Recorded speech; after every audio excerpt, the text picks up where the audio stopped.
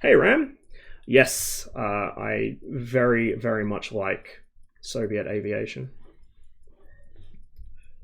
Where did I put it? Here we go. Gonna hit PC. Let's get this going.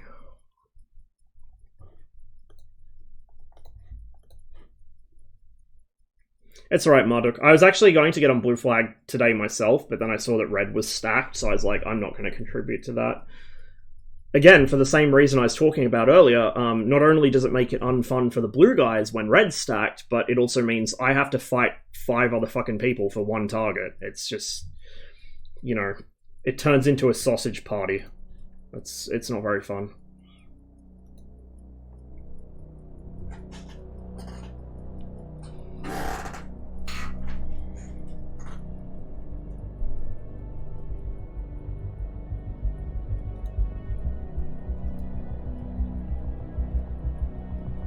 Oh, so they're doing basically a reversed EDCS then. I see.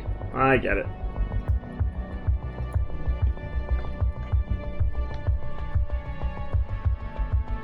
Checking out DCS on Twitch for the first time ever. Well, unfortunately, DCS was not being very cooperative today, so we're playing Gonna Heat PC now instead.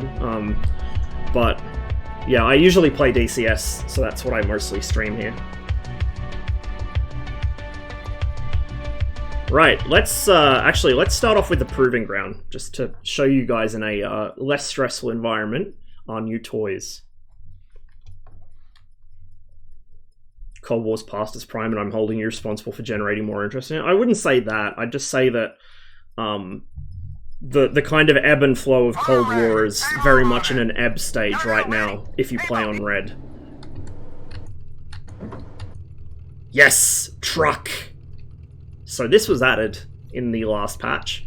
What is Gonna Heat PC? Okay, so Gonna Heat PC is, it's like an armored combat sort of, it's a simulator, but it's not like Steel Beast. It's not like where you click everything inside the tanks. It's kind of more like M1 Tank Platoon 2 and the other tank simulators of the 1990s.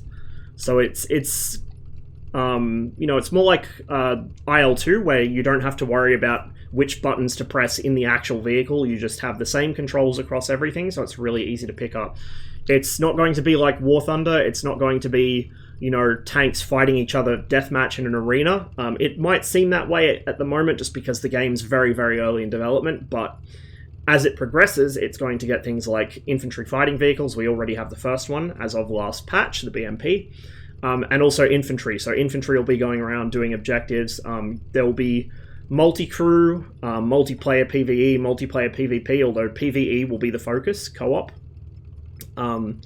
There'll be more than just tanks, obviously. So there'll be things that sort of support tanks. There'll be infantry, there'll be IFVs, there'll be artillery, there'll probably be helicopters. You won't be able to fly them, so a lot of that stuff you won't be able to control. You'll be controlling the tanks and IFVs, but you'll be able to use them to help you in your objective.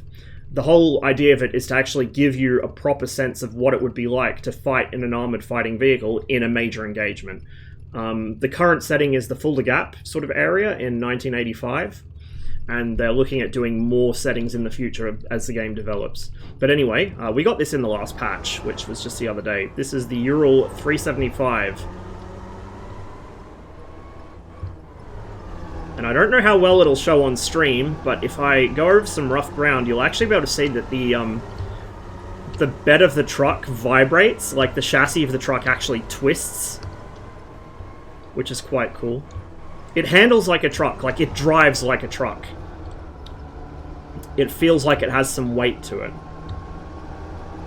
Yeah, no experimental prototypes, nothing like that. It's stuff that was in common service in 1985 in CENTAG, which is like the central sort of part of southern Germany. So at the moment, that's Americans, West Germans, East Germans, and Soviets. There won't be any, you know, people ask for the S-Tank. No, there won't be an S-Tank. Maybe in the distant future, if they do a Swedish campaign, there might be one, but, you know, people asking for things like Type 90s or S-Tanks or Merkavas or whatever, you're not going to get one at the moment. No. So the Abrams was actually quite common by 1985. It was not at parity with the M60 yet, but it was getting there. The caveat on that being that it's the M1 IP, not the M1A1, which is, you know, most people when they think Abrams, they think of the M1A1 or the M1A2, but that is not what we have here. I'm actually curious if they're going to make it so you can lock the diff in this to get over terrain easier. Yeah, IP. Because the IP came along pretty quickly.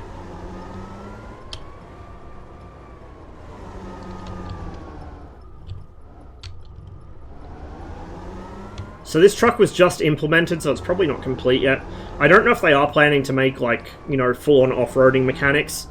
The main thing this truck's going to be is more or less as a target or as scenery in missions. You know, you'll see convoys driving around. It's not going to be spin tires, guys, as much as I hate to shatter that illusion. But it was added in to kind of demonstrate the actual technology and demonstrate the vehicle, and it's fun to drive once it actually wants to move. It does struggle with hills.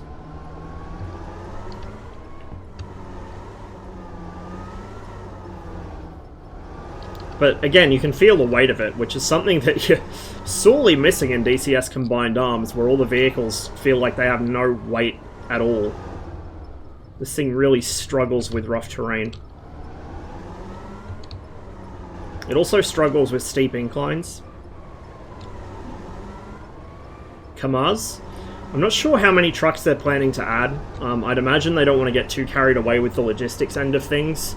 You know, because every man-hour they spend developing something like this is one that they could have spent developing the actual gameplay or developing maps or whatever. So they're very careful about how they budget development time. They're actually really good at it. So one of my pet peeves with game development, and it was a pet peeve for modding as well back when I used to mod a lot of games, was teams that they spend a lot of time adding new content and they never actually finish the game because they're just adding new content all the time. And that's become a mainstream game development thing now. I wonder if it was taken kind of from the modding scene as modders got hired by major development studios. They kind of brought that mindset with them. I wonder. Maybe they did, maybe they didn't.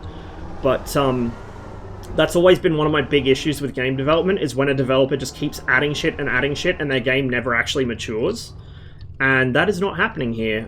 The Gonna Heat PC devs, which are, you know, it's a very, very small team. I think it's 7 or 8 now, I think, because I know they picked someone up recently, and there's one full-time, which is Action Scripter himself, who's the original dev. So it's a very small team, but they're very well focused on their objectives. So, for instance, the Ural here and the BMP were the first two vehicles added for a very long time, because the past couple of months have been spent working out gameplay and adding stuff that kind of serves as a framework for mission editing in the future.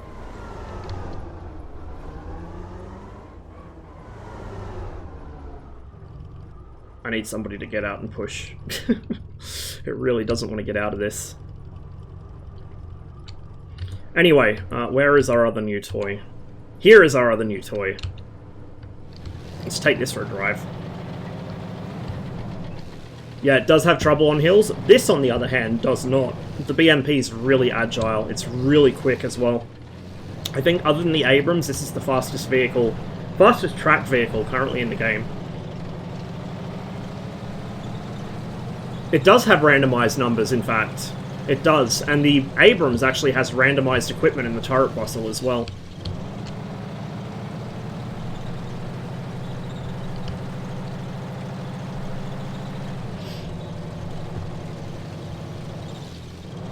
So infantry haven't been added yet, except for the ATGM emplacements, which behave as static emplacements. Currently, they will eventually be, you know, man-portable. So we don't have anybody to ride around in our BMP yet, but we do have the BMP itself.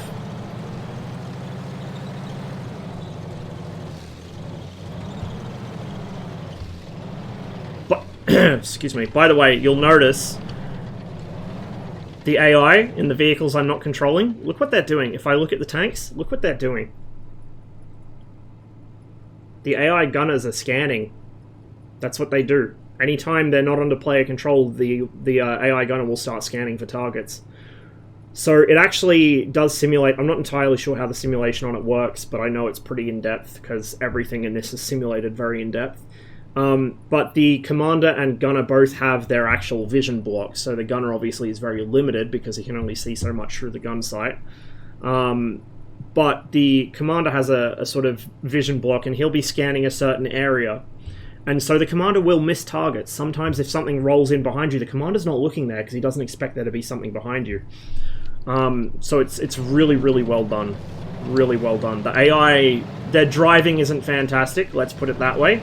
But the actual, the spotting and the gunnery is quite good. And some of the original AI from the original prototype of the game, which is called Josh's Untitled Tank Game, the AI in that were actually really advanced. They'd move by company or by platoon. They would, you know, select targets based on different criteria. It was really impressive. So once they finish reintegrating the AI, because it's still pretty basic in this build of the game, it should be really, really noticeable.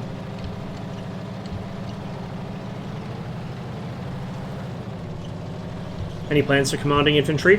So with a lot of stuff like that, it's early days enough that they kind of haven't put out a concrete yes or no, because, you know, you don't want to back yourself into a corner. But the idea that they're looking at the moment is that perhaps the IFV commanders will be able to kind of RTS them around a bit, like tell them to go here or occupy this position or whatever. You won't be able to, you know, man an individual infantryman, but you can kind of issue them orders and get them to do stuff.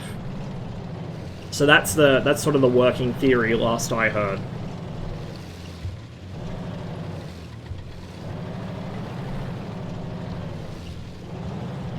Apparently the Russian Badger's PC caught fire while playing the Battlefield 2042 beta. That seems to be happening a lot more recently, doesn't it? Like, video cards imploding, computers catching fire. Like, I'm kind of scared to get into the beta of any AAA game at this point. I mean, this is 7 guys in a fucking basement, and I've had no issues with it setting my PC on fire or blowing things up, but all the AAA games that have been going into beta recently seem to have been causing some pretty serious issues. No, I got a 3070. But yeah, close enough. By the way, since this is an East German BMP, you'll notice we have East German specific equipment, which includes these... Oh, Harry will crucify me because I don't remember what they are. They look kind of like wheel chocks or something. Maybe to chock up the track. Harry knows because Harry was asking people about it to see if any of them actually knew. But yeah, that's an East German thing. Soviet BMPs didn't typically carry them. Yeah, SPW. I'm sorry. It's a was it Sperrpanzerwagen or Schutzpanzerwagen? I can't remember. SPW. I think it's Schutzpanzerwagen because it's infantry carrying. Schützen. Okay, yeah, close enough.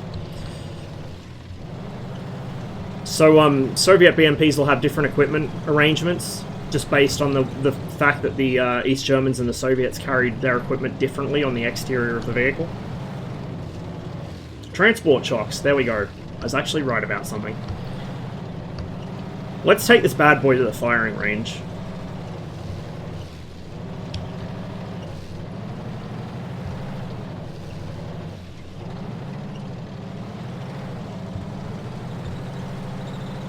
You'll notice as well the gun is not stabilized on the BMP-1. It is on the BMP-2, but on the BMP-1, you're not going to be doing a lot of firing on the move from this thing.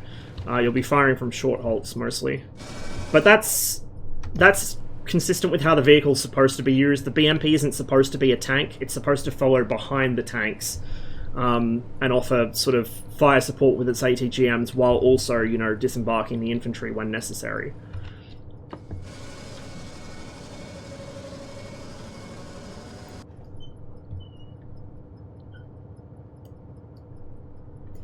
So, the Grom on this, the main gun, it's kind of a gun, kind of not. It's a low-pressure gun. So the way the Grom works is it's basically a cut-down SPG-9. It's a recoilless rifle, except in this case it's not recoilless anymore. It's a low-pressure gun that shoots a rocket-assisted grenade. So you have this almost flat trajectory for about 300 meters, and then it drops off sharply.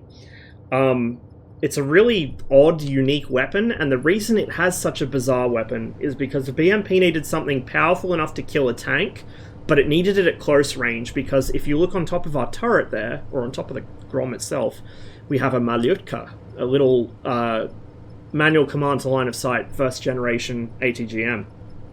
First or second, it's very early. The Malyutka has a minimum engagement range of about 800 meters. You can, in theory, make hits below that, but it's extremely difficult because when you fire the Malyutka, it fires upwards for a bit, and then you have to gather it sort of towards the center of the optic. You know what? Less talking, more showing. Let's get in, grab the Malyutka, and we'll go for that distant moving target. So we fire it. Now I have control of the missile, and I can steer it. So I have to steer it manually. So I'm holding the right mouse button and steering it with mouse, sort of relative mouse motion, like mouse joystick. It takes quite a bit of skill to make consistent hits on moving targets with this. If it's moving like consistently like that, it's not too hard. But if it's moving quickly, or if it's changing direction, it's really difficult. I can't steer the turret while the Malyutka's under control. I have to just point the optic in the right direction and then work with the Malyutka itself. Yeah. So when you reload the Malyutka, I'll show you in a minute. But when you reload it, you have to stick your arm out with a pokey stick to unfold the fins on the missile. Oh shit, I oversteered it. Oversteer! Ooh! Missed it. I have hit the front target, but it's difficult to repeat it.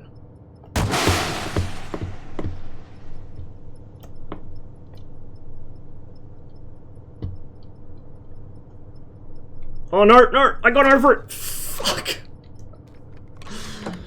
Anyway, so, as you can see, it's really difficult to make short-range shots with the Malyutka, and that's the whole reason the Grom exists. The Grom is designed to be low enough pressure that a vehicle this small can mount and fire it easily, but also have enough power to kill a tank at ranges out to about 1300 meters, which is about where the Malyutka starts becoming effective, and then everything past that the Malyutka can hit.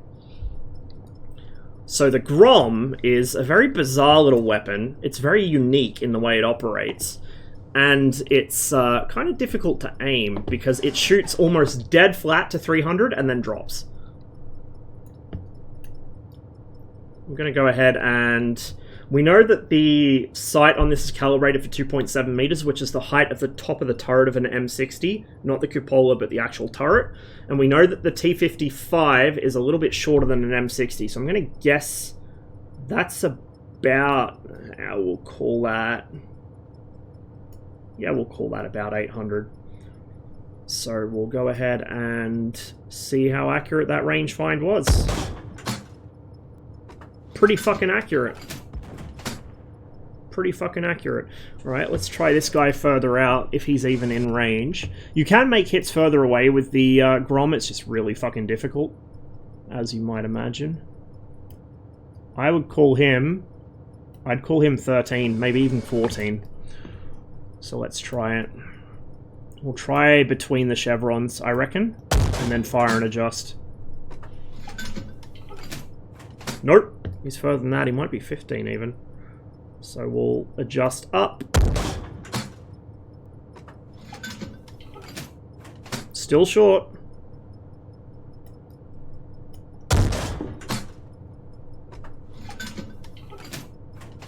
Still short, Jesus. And because the Grom has such a heavily arcing trajectory, you can see how even a slight difference in, like a slight error in range finding makes a huge difference in point of impact at this distance.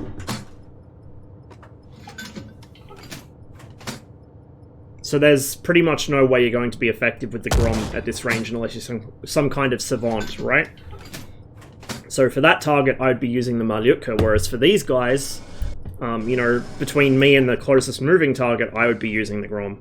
See if I can get a hit on that. We'll call it about 1,000, maybe a little bit less. It's actually a little bit more. Try 11. That's going to fall behind it. But we're on for range. Also behind. A bit more lead. Too much lead. There we go. Winged it.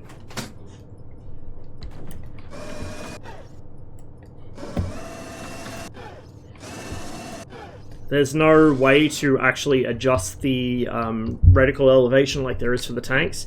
You just have to use the fixed scale. It does illuminate, so at night you can see what you're doing. It also has a night optic, which is bugged at the moment. It should be covered by a metal plate during the day to avoid damage, but that's not working at the moment, so you can use it during the day.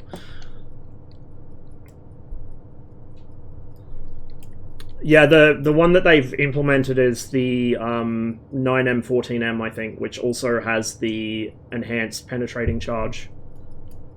I know a bit about tanks. Most of the people that play this game know more about tanks than I do. But yeah, that's our BMP. It's quite an interesting little vehicle. If you don't want to use the actual stadiometric rangefinder, by the way, within your kind of accurate engagement range, the coaxial machine gun is almost ballistically matched to the main gun. That wasn't deliberate, it's just a happy accident. But yeah, within your effective range, you can kind of use that to figure out where the Grom will go.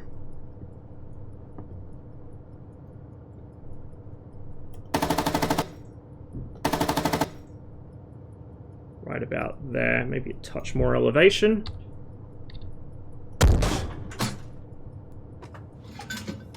And there we go, that was a hit. The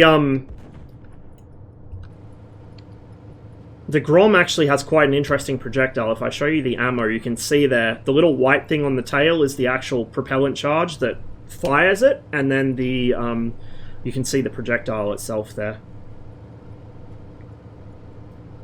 The slightly longer ones on the inside are the heat rounds, and the actually, hang on. Have I got that backwards? I might have that backwards. One of them's HE frag and one of them's heat. And I can't get close enough to read what the label says. Actually, yeah, it says I've only got 4 left, so yeah, the longer ones are the heat rounds, the shorter ones are HE frag.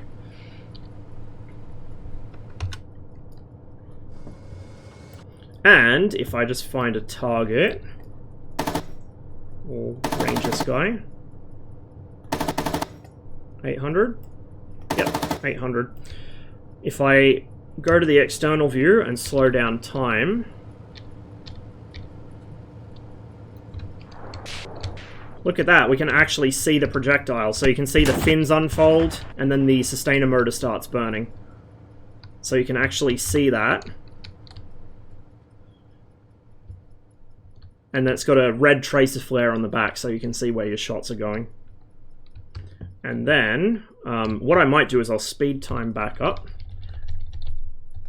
And we'll actually find a target plate to engage. So say this one.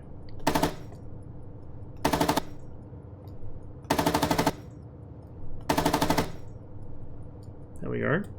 And we'll engage that with the heat rounds out of the Grom. And I'll show you what it looks like when it penetrates armor. Master Mike, thanks for the follow. Welcome to the stream. So if we go down, I think it was this target, wasn't it? The near one. There's my projectile. I might as well just stay with the projectile actually, so I don't lose it. You'll be able to see the sustainer motor burn out as well.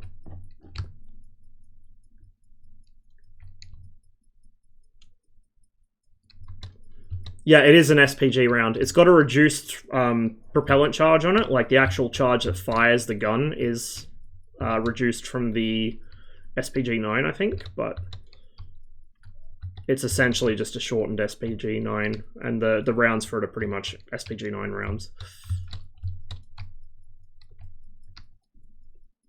was that plate. So we'll go over here.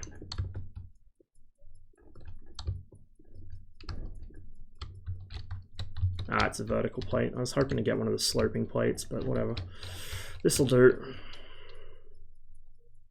We'll try and figure out where the round is.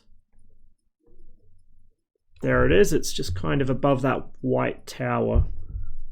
Hopefully I am actually at the right armor plate. Yeah, they do. Maybe I'm not at the right armor plate. No, I'm not. Okay, it is the sloped one here. So we'll go over to this.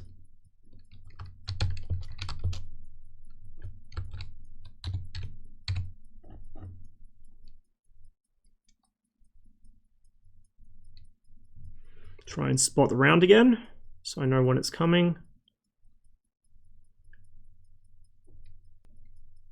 They're quite hard to see when they're coming towards you. There we go. You can kind of see the tracer.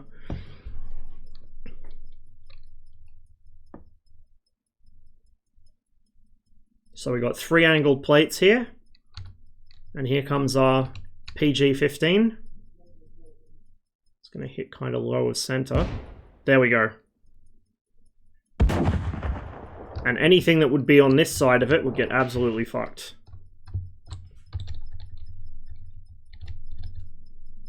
It also has, as I said, HE frag rounds, which are kind of mostly useful against infantry or, you know, light skin vehicles. Oh, whoops, that's zoom. Okay, that explains a few things. We'll go back out of the free camera.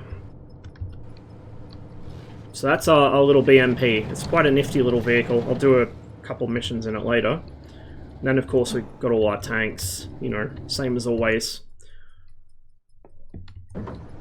And you can also see the ammo for the tanks. So let's grab the T55, start with a heat round, but we'll load a BR412 APHE next.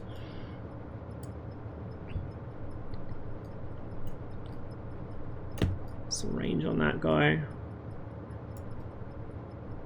We'll call that about 14 maybe, 14 or 15.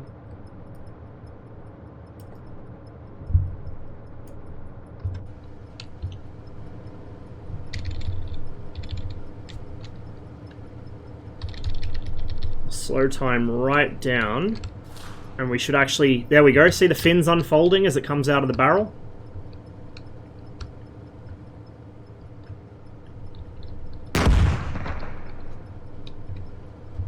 And then we'll reload the BR412, and we'll see that. So again, we'll slow time right down. There we go. It's an actual shell. An actual physical shell.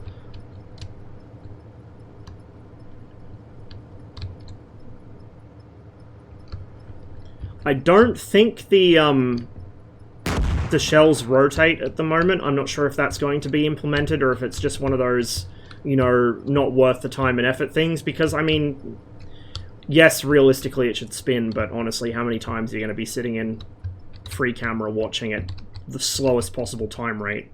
It's not a big deal. How much is this again? I think it's $3 per month on Patreon to get access to all the vehicles at the moment, because obviously they need to support development somehow, and that's how they're doing it, is through Patreon. But there is also a free demo available. If you're not sure yet, you can go on the website, and I think it should have a link to their itch, as well as a separate downloader if you don't want to use the itch client. And in that you can drive the T55, the M60, and I think the BRDM UAZ and the M113. You just can't drive the Abrams or the T72 or the BMP.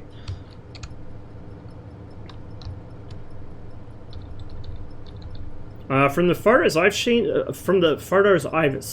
that looks about right for color, to be honest. But yeah, so that's our proving ground mission. You know, we've obviously got our ATGMs as well, which work as you would expect. Let's go for that target.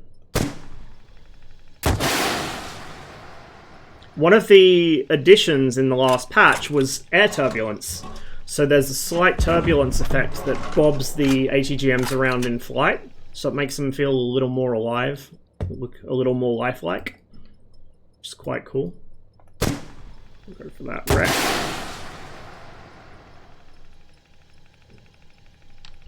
We do have thermals on the toe. Yeah, Nutation's modeled. It was one of the first memes. Yeah, it's modeled. Like, the back end of this is really, really impressive. Really impressive. The Germans aren't added yet. The West Germans, anyway. But they will be added at some point. The model for the Leopard's already been shown. It's just not in-game. Yeah, these are German tanks, interestingly enough. We have the East Germans. We don't have the group of Soviet forces in Germany yet. They will be coming in the not-too-distant future with the T-64A and the T-80B. And that will be a very rude wake-up call to some people, I think. So let's do a mission. Let's start out with one of the new missions. This is one with the BMP in it. And I'm probably going to die horribly, because the BMP is, like, actually difficult to complete missions with. Yeah, the T-62 is coming as well.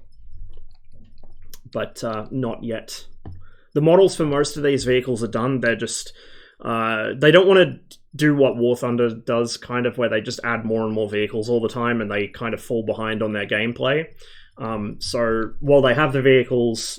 You know, a lot of them are more or less ready or close to being ready. They don't want to just spam them in the game and not address the core gameplay.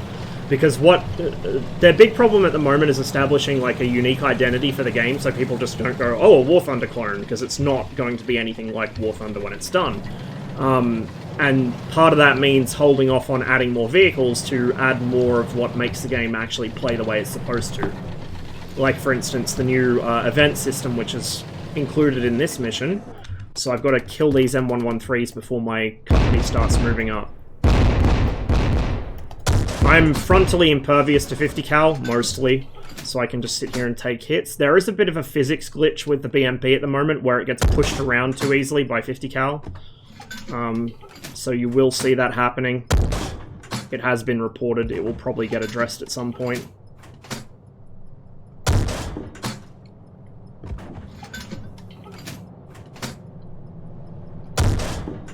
There we go. That should finish him off.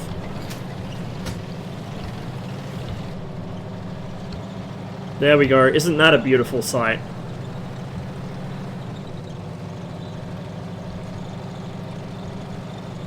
I feel like I should actually get some music going for that. Maybe on the next run we will.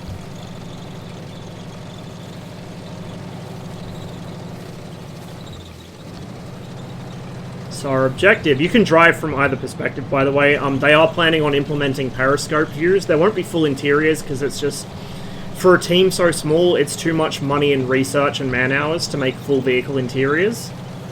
But there will be periscopes and things to simulate being, you know, a commander buttoned up in a cupola, or a driver with his vision periscopes or whatever, or episcopes.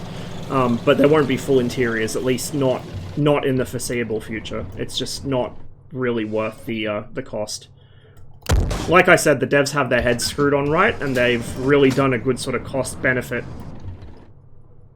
decision-making sort of process for the game. The Grom absolutely fucks. Like, when you're actually within its effective range, the Grom is amazing. Fucking M113. Stop shooting me. There's a toe there somewhere as well I gotta watch out for.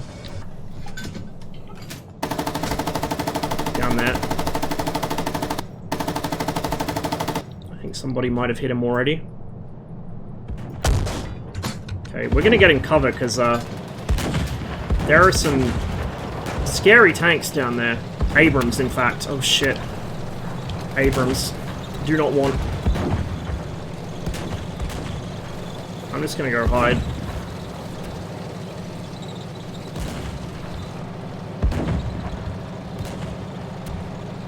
Yeah, the damage indicators will still show in the after-action report, but they won't show in live gameplay. They're just there basically for debugging and also to kind of flex the damage model at the moment. But as the game matures, that will be going away during live gameplay.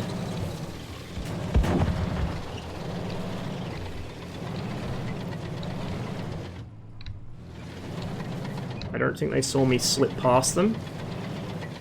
Well, he's kind of looking this way.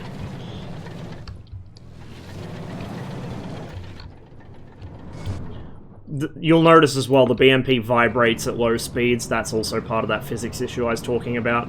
Okay, he hasn't seen me. He might see me in a minute because he almost slewed his turret onto me there, but... Come on, come on, come on, come on, come on. Yes, yes, yes.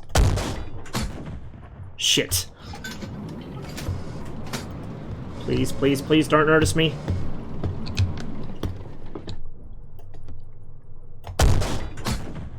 Fuck! There's a specific spot you can get around through the turret ring, but I'm not having much luck finding it. Let's go for his hull ammo. There we go, we got one through his side. Loader's wounded.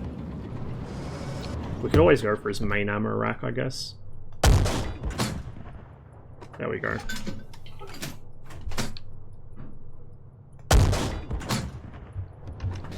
He's still got one up the spout, so whatever he had loaded in his gun when I popped his turret bustle, he's still got loaded. Did somebody knock that one out already? Holy shit. The other guy's not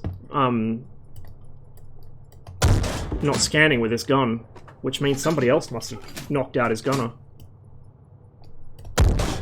There we go. Yeah, somebody else got him first. That's interesting. How many vehicles do we have left is the question. We got my BMP, 4158. Then we got this guy. This guy is crippled.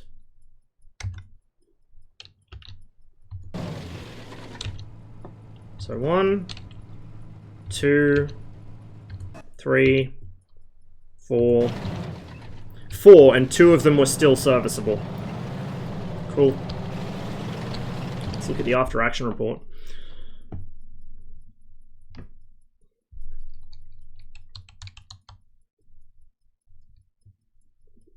Want to see this able to handle a battalion of Soviet vehicles against an American company team, but that's a pipe dream.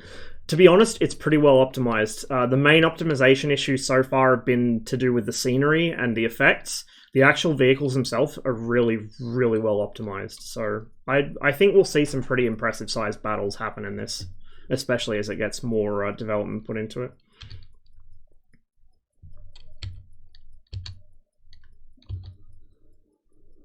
Ouch.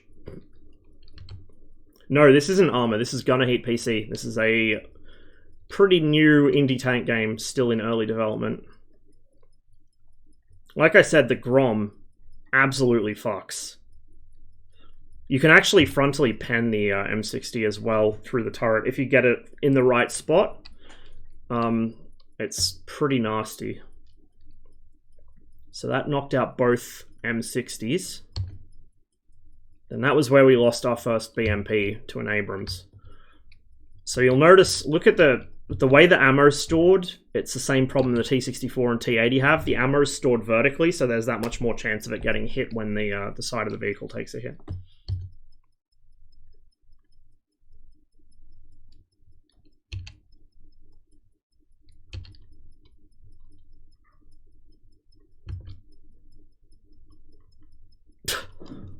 Well done. The AI are not that smart. They're getting there, but they're still learning. Very much still learning. So, you know.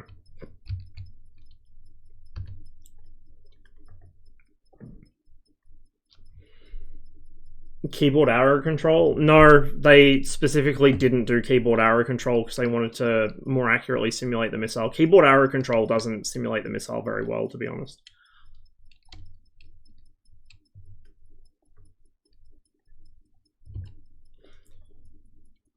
You've also got to bear in mind this is an upgraded Malyutka, it's not the original Malyutka, so it's going to be a little...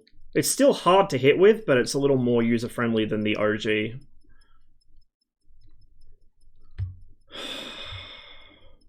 My guy. My dude. What are you doing? Action said that they will be looking at implementing some more quirks of its guidance system as time goes on, but it's kind of good enough for the time being. The intention was to get the BMP in the game and then flesh it out more later, so whether that makes it harder or easier, I don't know. I guess we'll see. But as it is, it already takes a fair amount of luck and or skill to get good hits with moving targets, especially at shorter ranges. So that was a Grom round.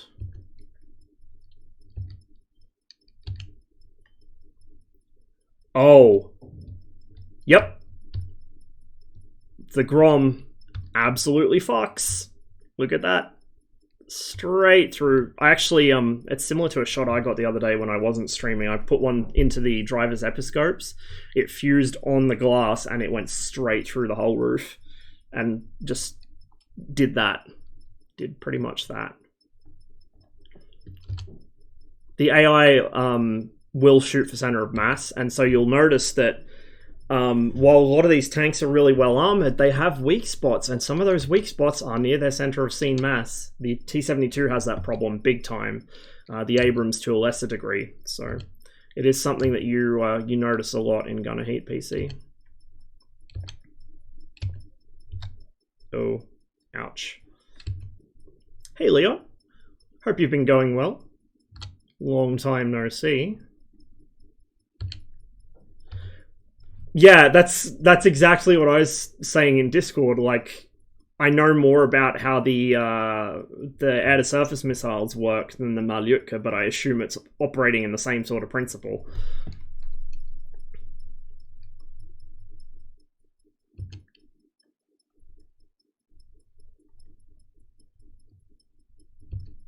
So yeah, you can see that was straight into his composite.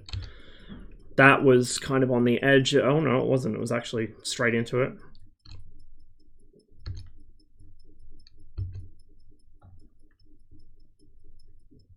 That was the one that wounded the loader. So it actually went between the gunner and the commander to hit him. I've been pretty good. Yeah, I've been pretty good. The stream has been, broadly speaking, the stream has been going well. The last week or two, I've had a few rough ones, but that's just because, you know, I can't always be lucky, and I don't have the skill to make up for the lack of luck. But in general, it's been good. It's been really good. That one was the one that actually cooked him off. You can see, so the color coding here is white is the actual projectile, or in this case, the heat jet, once it fuses. And then the fragmentation's color-coded by energy state. So red is low energy stuff. Red is the kind of thing that it might hit something and bounce off it without actually penetrating it. Orange is kind of medium energy, and yellow is going to absolutely fuck things. Like, yellow fragments will go through armor. So you can see here that a red fragment is what actually hit the propellant case, which is probably why it didn't cook off immediately. It took a few seconds before it started going. Then we put a second one in that actually sent some spool, even though it hit the composite armor, it sent some spool into the crew, which is interesting. And then that was the final shot there.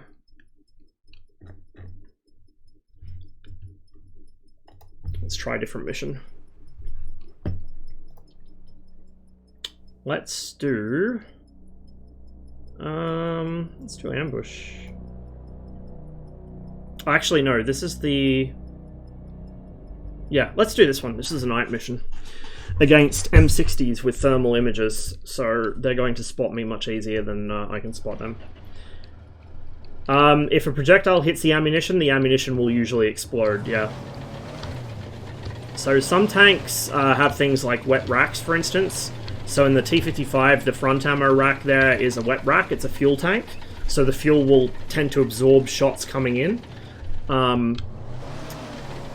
tanks use blowout panels like the Abrams, so if the ammunition does explode, it doesn't go into the fighting compartment and hurt the crew. But most tanks, if you hit the ammo, the tank's gonna die. Can actually kind of see them. I think the ambient lighting still needs a bit of adjustment. It feels a little bit too bright. Oh shit, one of them's already spotted me. Uh-oh. 2 of them have already spotted me. This is a AI bug, by the way, this kind of weird porpoising it's doing. It's reported it should get fixed soon, hopefully. So the way the driving works is you aren't actually driving the tank, you're telling the AI where to drive it. It's kind of like armour in that regard. And so the AI is pretty good at driving, but sometimes they have a bit of a moment. Right, let's see if we can get this guy. I think the other M60s have lost interest in me. Nope. Okay. I don't have another tank. We'll restart it. Yeah, and then my gun was misbehaving. I tried to get it to actually depress where I wanted it, and I wouldn't do it. Right. This mission used to be quite easy, but now that the M60s actually see as though they're looking through their thermal images, it's really fucking difficult. Because they will always see you before you see them.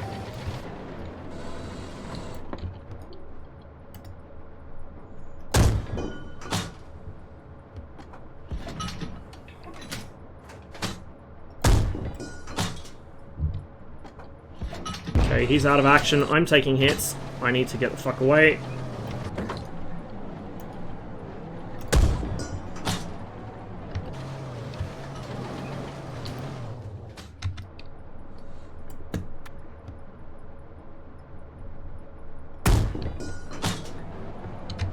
Hit him.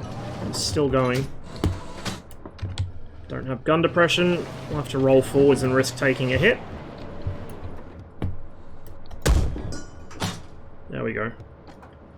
Hit a bit low though. Probably should have gone to Saber from the start. Saber is a little easier to aim over this distance. I think his gunner may be wounded though, because he's not shooting at me.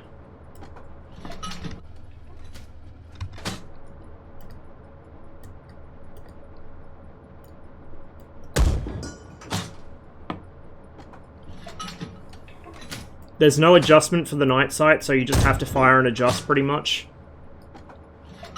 He's not firing at me. I'm going to consider him dead for the purposes of this exercise. He's as good as dead. He is definitely dead. Is there another M60 somewhere? Or was it just... might be just 113s. So we're going to put our Saber round back into this guy, and then we're going to switch over to engaging the M113s with high explosive.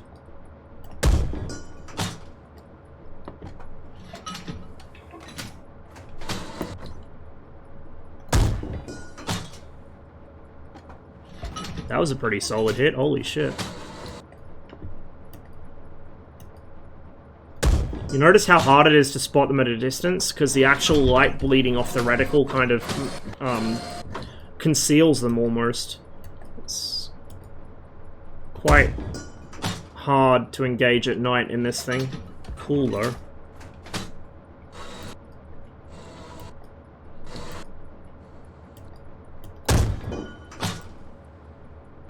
I think I'm shooting over him. I can't see him. I can't actually see him to shoot him. Yeah, he's still moving.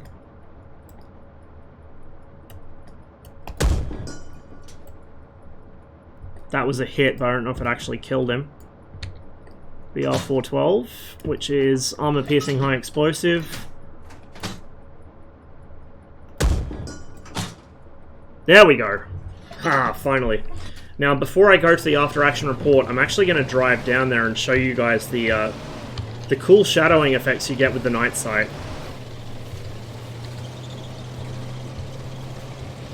Oh, the Abrams in this is so good at firing on the move. The T-80 will probably be quite good at it too, but the Abrams is just... like, I almost don't fire from a stationary position in the Abrams because it's too much fun just shooting on the move.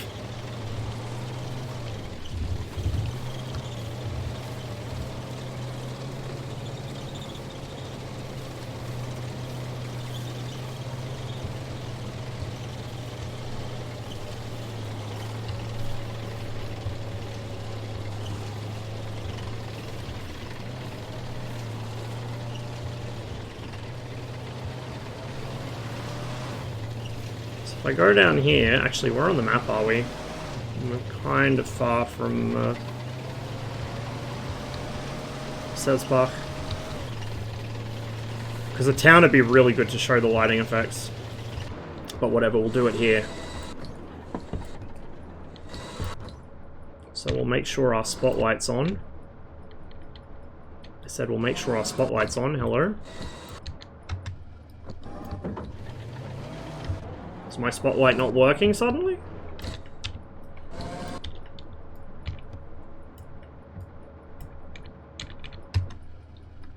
Is my spotlight damaged? I think it is. I think they shot my spotlight out. Okay, well I guess I won't show you then. Yep. There you go. That was probably one of those hits that skipped off the spotlight. Quite cool. Anyway, we'll go straight to the after action report then, and I can change the time of day so we can actually see where we hit. So that was our first shot. It was a pretty decent one. Then our second shot.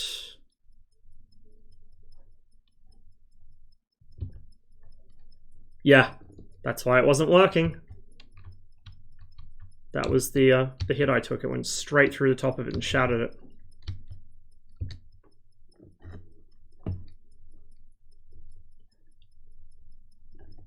You got very lucky there.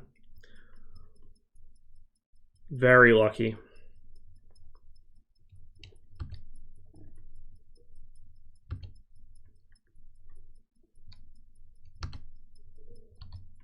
So this is the guy that stopped moving. I think I wounded his gunner. And that's damaged his ammo too, but I don't think he... Yeah, he didn't start cooking off, which is interesting. So it might have...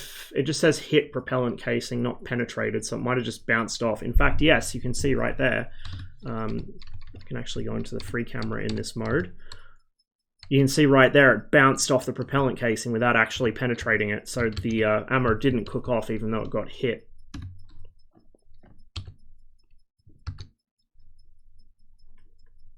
That killed him.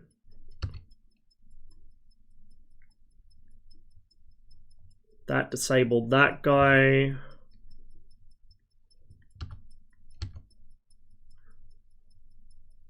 Can actually see as well that that round went through the external fuel tank and it kind of curved it away from the vehicle and then it detonated on the other side. Because the even the HE frag rounds, not just the armor piercing HE, they all have timed fuses. Oh, that's what stopped him. BR-412 went off directly behind the driver's head. Went through the commander. Jesus. Bit grisly. So we'll start another mission now. And I'll show you guys who haven't seen it yet. I know some of you have. I'll show you guys the crew voices. So the American tanks currently have crew voices. The East German ones will be getting them at some point. They're just trying to get voice actors. Some lines have been recorded, I think.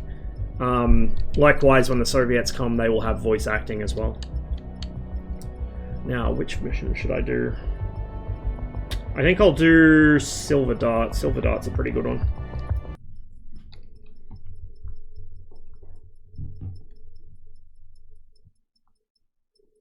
The T-72 wave is pretty good for getting them to panic.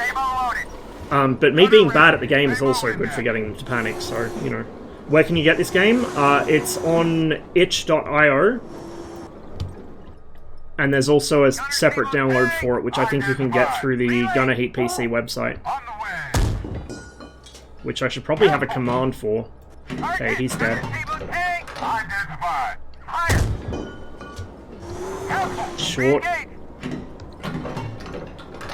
On the way. Careful. Short. On the way.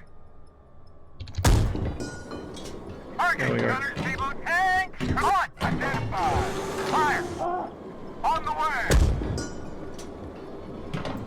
God, the Abrams fire control system is so good. Oh shit.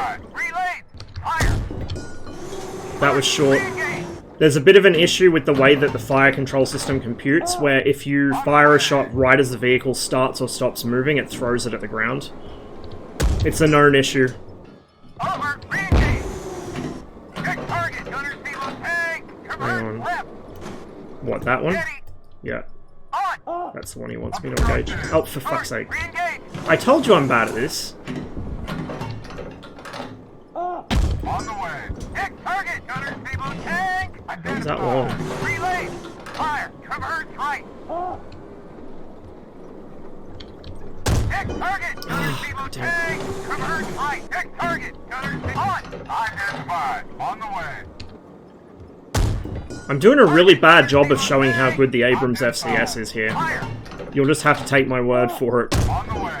Target. Black on Saber. Identified. I'm gonna have to rearm here. On the way. Target. Gunner Silo tank. Convert right. Yeah, I'm gonna have to wait. Check target. Gunner Silo PC. Identified. Target. Off.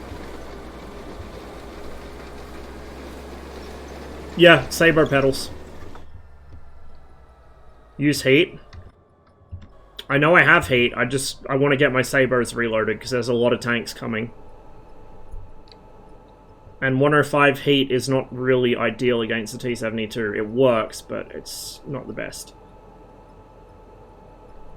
The reason why refilling the ready rack on the Abrams takes so long is because the blast door has to open on the semi-ready rack, and then you have to move the shell, and then the blast door has to open on the ready rack. The doors can't be open to both at the same time. So it's quite a slow process. Also, if I take a hit while one of those doors is open, I get fucked. Absolutely fucked.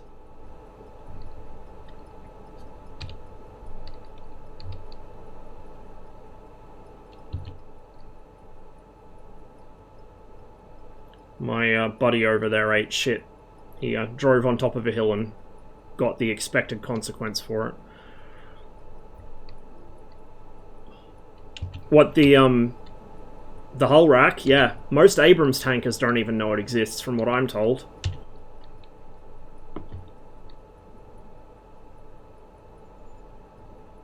It also has blowout doors, by the way. They both do.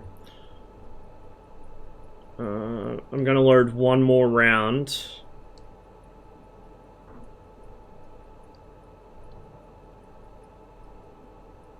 Okay, that'll do it.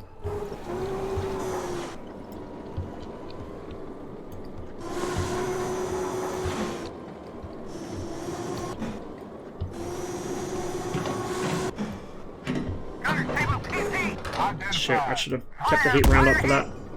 Target, re-engage. Heat up. Careful. Not my lucky day with aiming. On the way. That was my fault. I drifted the sight. Re-engage. I'm gonna have to rerun this mission. I'm not happy about how shittily I played it. Okay, we'll go to Saber next. See you. Something hiding down in those trees.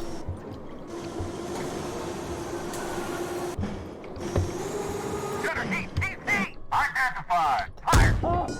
Target. Gunner heat anti-tank. Identified. Oh shit. Fire. He's already fired at me. He missed, thank fuck.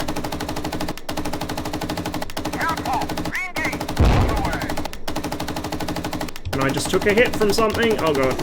I'm dead. Yep. He did. He said the title. And I just ate shit. Let's try and not fuck up this time. I know it's going to be difficult today, but let's try. Loader ready. Sable loaded. Gunner ready. Sable index. I usually like to move quite a bit slower, but I'm trying to not get my AI buddy killed. Gunner, Sable, PC. Identified relays. Traverse right. Short re-engage. On. Identified. On the way.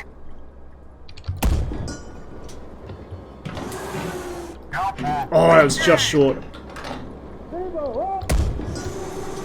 Target. There we go. Sable, tank. Traverse right on. Identified. Fire. On the way. Downfall. Target gunner. Saber tank. Come on. I can't wait until I have another player driving for me so I can focus on gunnery and not worry about moving the tank. On the way. I'm not a good driver. Downfall. Engage. Next target. Gunner. Saber tank. Traverse left. I want to get this guy first, he's pushing quite hard. Identified. On the way. Well, the other Abrams found the ATGM. Identified. Fire. Fire heat. On the way. Downfall. Engage. Downfall. Really? Re-engage. On the way. Downfall. Engage. I do find the heat can be a little inconsistent at longer ranges. Target. Cease fire. Okay. Let's go back to Saber. This guy's getting an absolute fucking pasting. Gunner. Heat. Tank. Identified. Oh shit. Relays. Target. Gunner. Heat. PC. Identified. Fire. Fire Saber. On the way. He switched targets faster than he could say, like, switch to the tank. It does happen sometimes. See? He just did it again. The AI will prioritize targets based on what type they are, how close they are, and whether they're looking at you. So occasionally he'll call a target and then tell you to engage something else. Like that. It happens most around the top of a hill. That was a BMP, I think. Target lost. Gunner. PC. Identified. On the way. Short. Next target. Gunner. Heat. Tank. Traverse right. Wait, we'll get the PC first. Target. Cease There we fire. go. Now we'll stop nagging me about that. Gunner. Heat. Tank. Identified. Fire. Fire Saber. On the way. What? Go on, Saber. Engage. Obstructed. Downfall. Don't look doubtful to me, buddy. Cease fire. We're gonna fall back and restock while we can. The one that I hit before switching to the tank was a BRDM, the one before that I think was a BMP.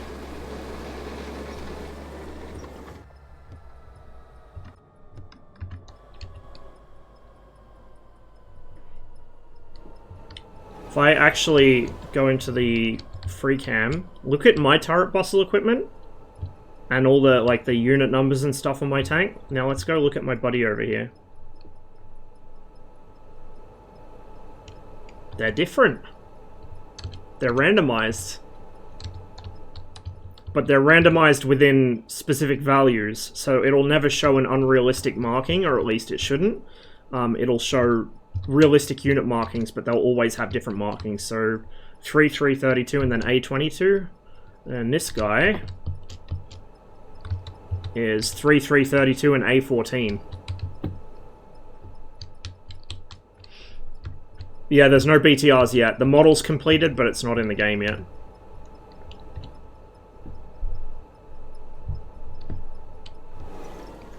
Yeah, it's something like that, Max. I don't know how the American system works. But I know that's generally what it signifies, is which unit the vehicle's in.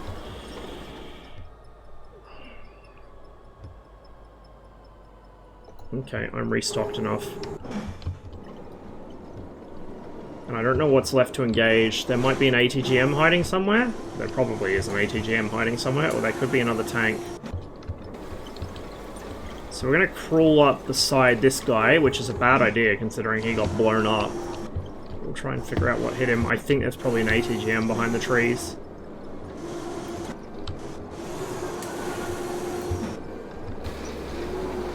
Gunner, Sabo, anti-tank, traverse left. On, identified. Careful, re-engage. Re-engage. Careful, re-engage. Target lost.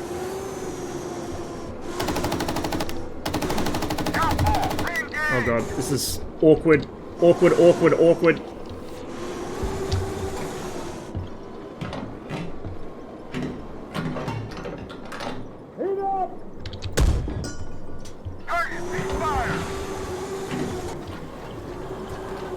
There we go. This mission has been getting progressively more and more stressful because I keep adding stuff to it. So that was our first shot. That put his commander out of action right away.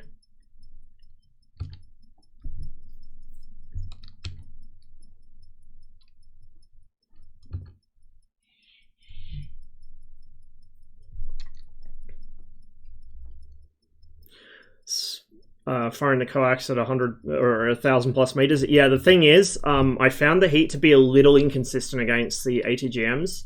So, like, normally that would be what I prefer, but the last couple times it's also got me killed. So it's kind of 6 to 1, half a dozen to the other at this point.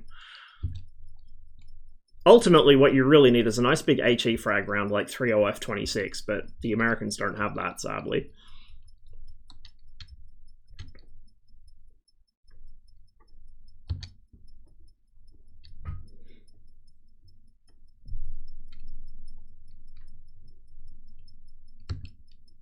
So that was, yeah, that was a direct hit, but it failed to actually kill him, which is interesting. So what did actually kill him? He got penetrated by a T-72. But what actually killed him, I wonder?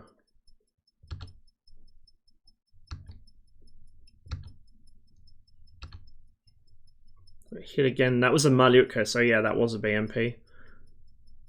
Single fragment went straight through the whole roof, through the driver's head, and stopped against the turret ring. And see me gradually pushing up behind him there. Or reversing, actually. That's when I was reloading.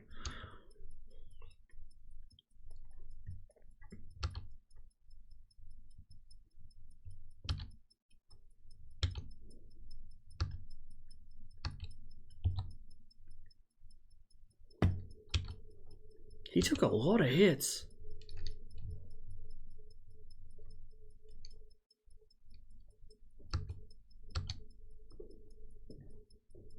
That would have knocked out his gun. Oh, maybe the crew jumped because his gun was disabled.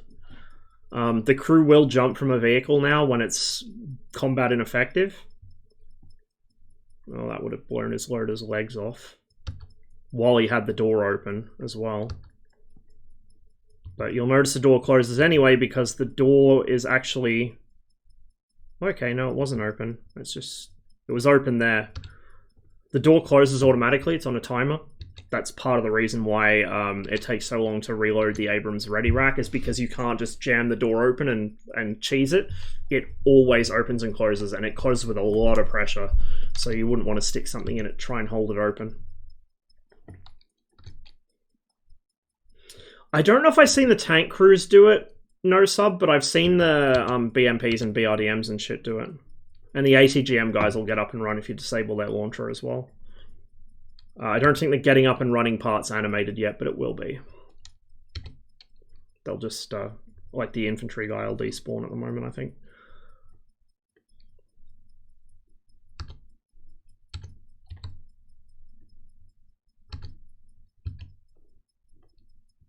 So I'm glad he was drawing all their fire, which let me knock them out.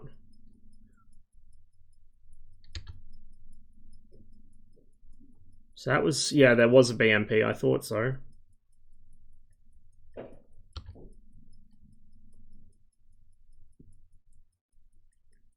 People soup. People soup.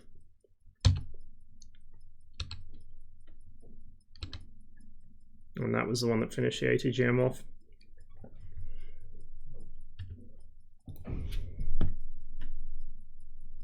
So let's take a T-72 now on one of the better missions to showcase why the T-72 is so lethal when it gets into a good position.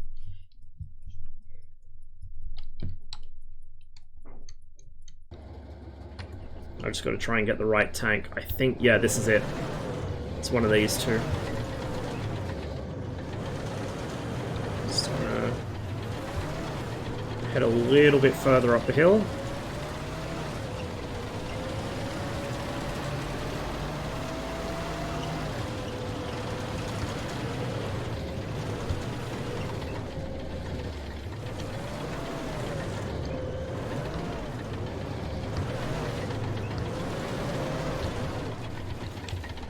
So we're slightly hull down here. Slightly. Gonna go ahead and prelaze that so I have roughly the right range input. And now we wait.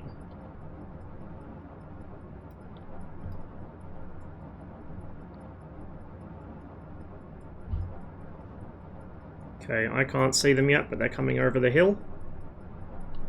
There we go.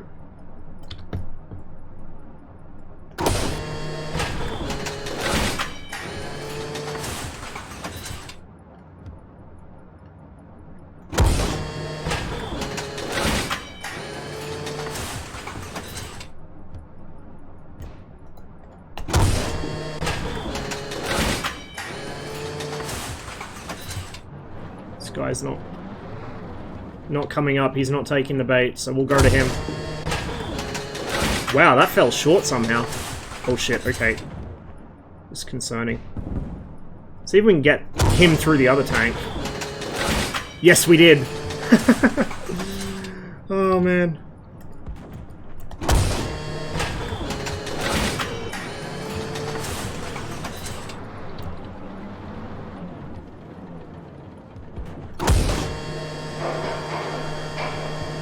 The reason it's taking so long to wind around is because the heat's on the opposite side of the carousel, so it has to wind all the way around and then come back.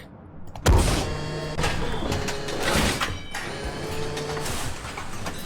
think he's knocked out, but we're going to give him another shell just to be sure.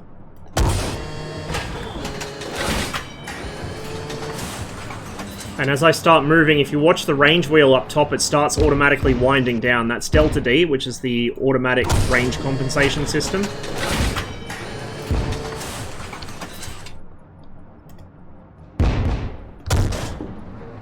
Oh shit, that was over. Probably should have gone to HE frag, but whatever.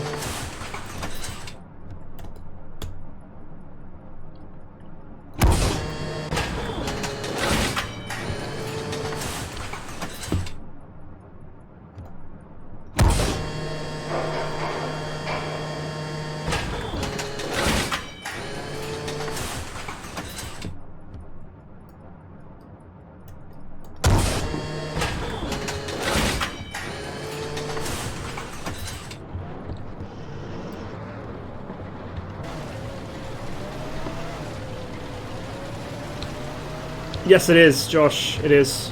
And the carousel in the T-72 only rotates in one direction, same as the T-90. I think some of the more modern T-90s might be able to do both directions, but the T-64 and T-80 can wind both directions, the T-72 can't. So the T-72 will take longer to reload as it starts to empty the carousel.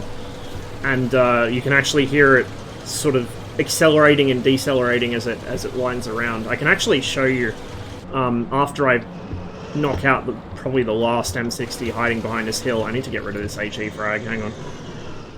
Just fucking yeet. So you can hear it winding around. But afterwards I'll switch to another tank that's still got more ammo left in its carousel, and I'll actually show you with the ammo overlay on. I can accept targets from the commander in this too, just because there's no crew voices yet for the East Germans. You won't be able to hear him telling me to, you know, look at a certain tank. But it's the same thing, you just press or hold space and it'll slew the gun onto where the commander's looking. That's only available on tanks that have some sort of system that allows it. Oh shit, hello. Oh, he didn't see me. He somehow did not see me. How is that short? Oh, parallax. Parallax! Shit, shit, shit, shit! I'm just gonna push. That was a bad idea. That was a big mistake. So, lesson for you guys. You may notice that the gunner's primary sight which is that thing above the smoke grenade launchers, is high and to the left of the gun. I was aiming at with the reticle at the point I wanted the shell to go. I should have been aiming low and to the right of where I wanted the shell to go. Or sorry, high and to the left of where I wanted. Yeah, high and left of where I wanted it to go. My bad.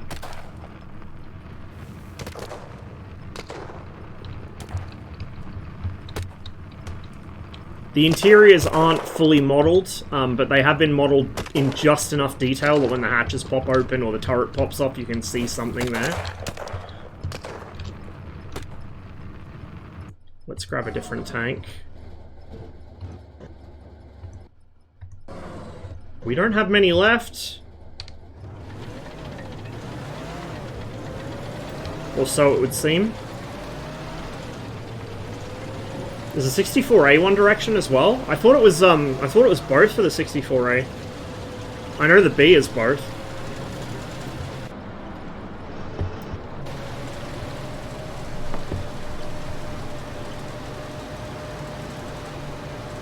You can see we got convoy lights as well that also match the tank's tactical number, and we can turn them off.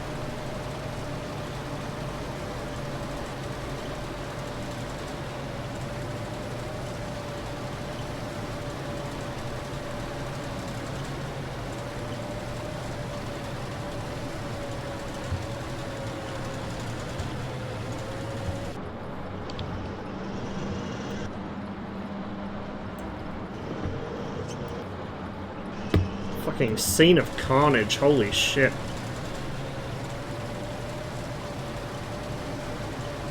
I can also, should I want to maneuver around trees or something, not that the gun barrels have collision yet because it's a bit of a physics issue in games. You know, you don't want to have the armour syndrome where the tank flips over because the gun barrel touched a tree. But say you want to lock the gun barrel in a particular direction, you just turn the stabilizer off. And then when you turn the stabilizer back on, oh shit, hello. Let's not be friends. Finally decide to push up on me. And you can see the tank poops the case stub out the back, or at least the T-72 does. The T-62 will crap the whole case out the back of the tank. The T-64 and T-80 will not, because the autoloaders on the 64 and 80 actually put the case stub back into the carousel. So what I'm going to do is we'll just use this guy's Hulk as a target here, but watch the ammo. So you can see my ammo here, right? So I'm going to fire a Saber round and then select a heat round. So you can see it winding all the way around. It craps out the case stub. And then it just goes to the next shell. As long as you use the same type, it just goes sequentially to the next shell, but when you switch all the way back around, it goes all the way around the carousel again.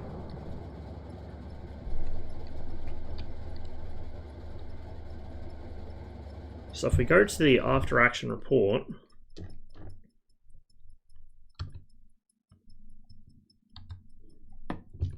the AI began engaging before I did, so that was my first shot. It's a little more accurate than the AI, just slightly.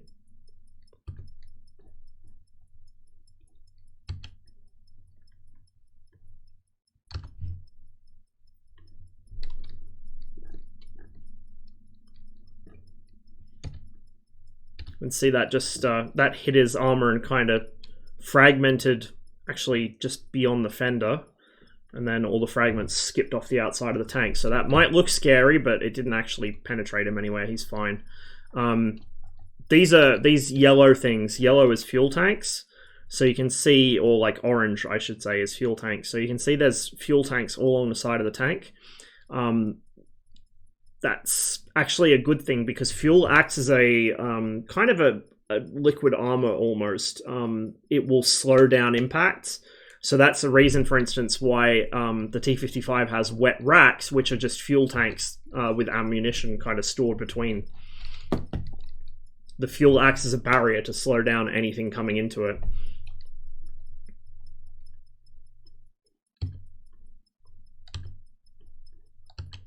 And as you also would have noticed there, when a vehicle's driver is killed or bails out of the tank, the vehicle will just keep rolling.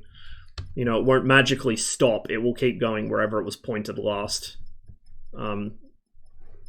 Because the driver's either dead or got out without caring about whether he put the handbrake on or not.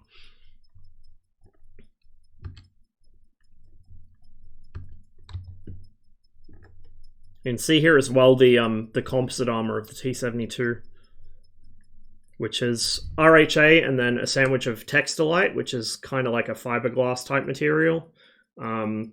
Quite popular with kitchen benches and shit in like the 50s and 60s, apparently, because you can get little like textilite sampler cards like you can get for fucking linoleum and stuff. And then another piece of RHA behind it. I think it was like, I can't remember the thickness. It was thinner on the back than it was on the front. My brain's not working well enough to remember the actual thickness of it. I think the back plate was like 15 mil or something. The front plate was like 80. I think it was like 80, 15 on the back, and then the textilite was like 200 and something. And the turret, instead of textilite, has quartz, which is just sintered quartz. That's all it is, pretty much sand.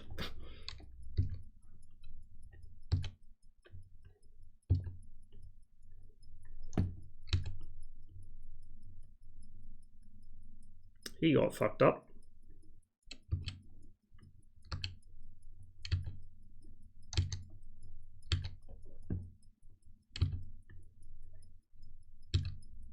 So as you can see, guys, it would not be very pleasant to be in a tank when it gets hit. 80, 105. So I was close enough on the outer layers, but the inner layer I was completely off as usual. Because, yeah, the total thickness is 205. It's not 205 on the inner. It's 205 for the total.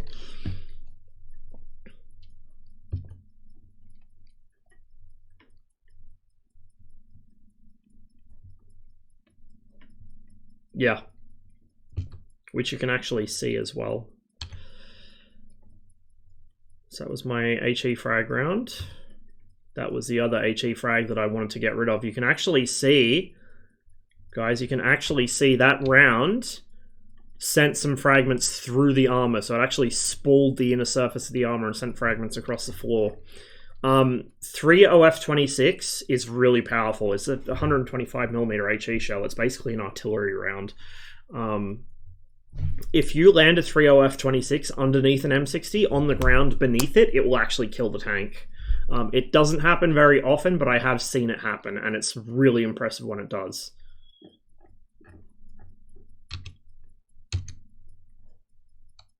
And that was the shot that killed my first T-72.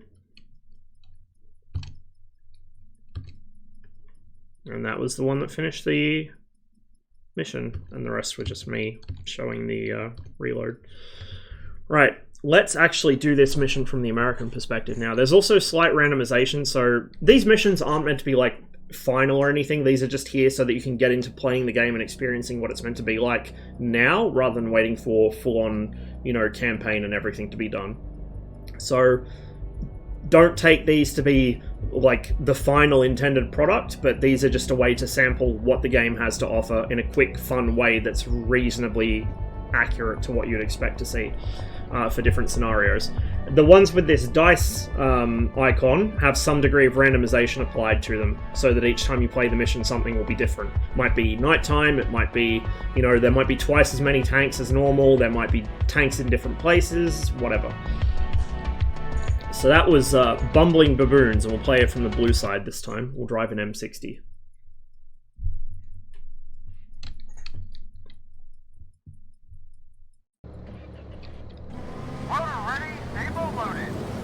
I accidentally fucked up my stabilizer.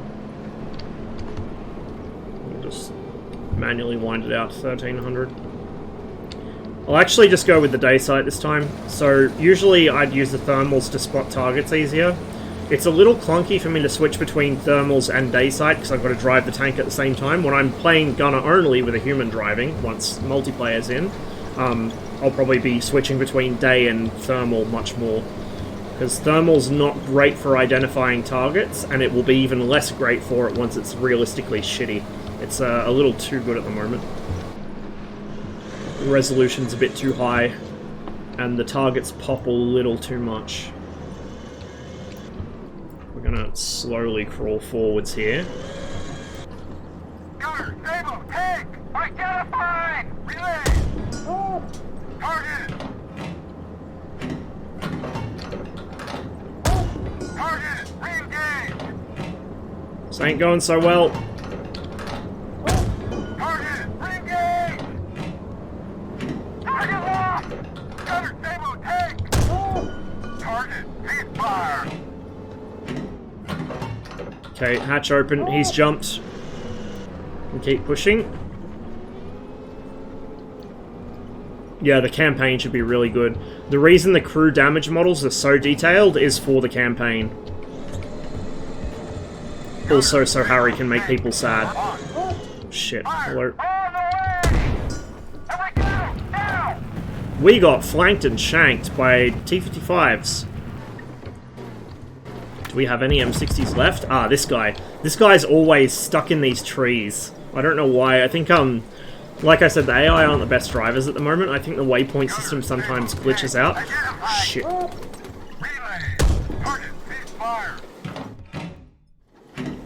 Okay, he's burning.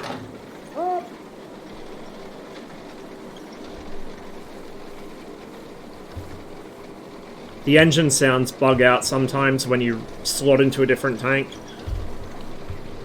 So my engine is mysteriously silent in this M60. Oh, there goes his lid.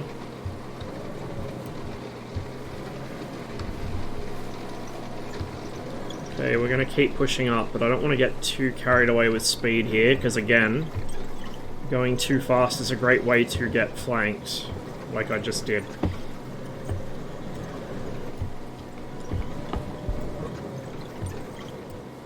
Oh, multi-crew platoon would be wild, dude. Absolute fucking stuff dreams are made of.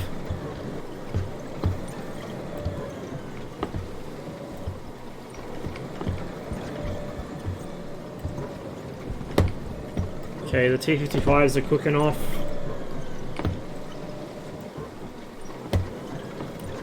The gun on this is point stabilized, so it will try and stabilize to a point at the set range, which is kind of annoying when it's ranged itself to 300 meters. Oh fuck. Hello. He dead. However, that is a mite more concerning. Okay, well that works.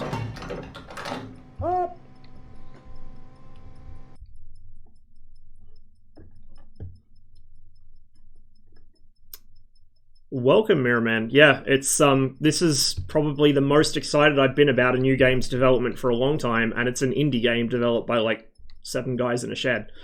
So it's looking real promising, real promising. So I used to play M1 Tank Platoon 2 when I was a kid, and I always loved playing it, but you know there was never really a good replacement for it after the wondrous age of Sims in the 90s ended. And this is it. This is the replacement. I think this is the game that will finally fill that aching hole in my cold, dead heart. Because War Thunder sure as fuck didn't.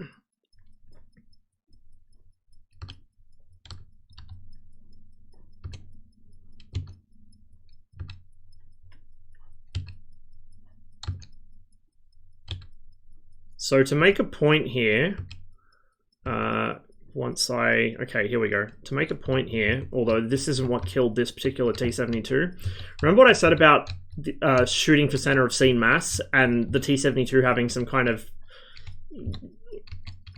It has problems if you get close enough to hit the center of scene mass accurately, because look, there's a great big hole in the armor in front of the driver, and there's a great big hole either side of the gun.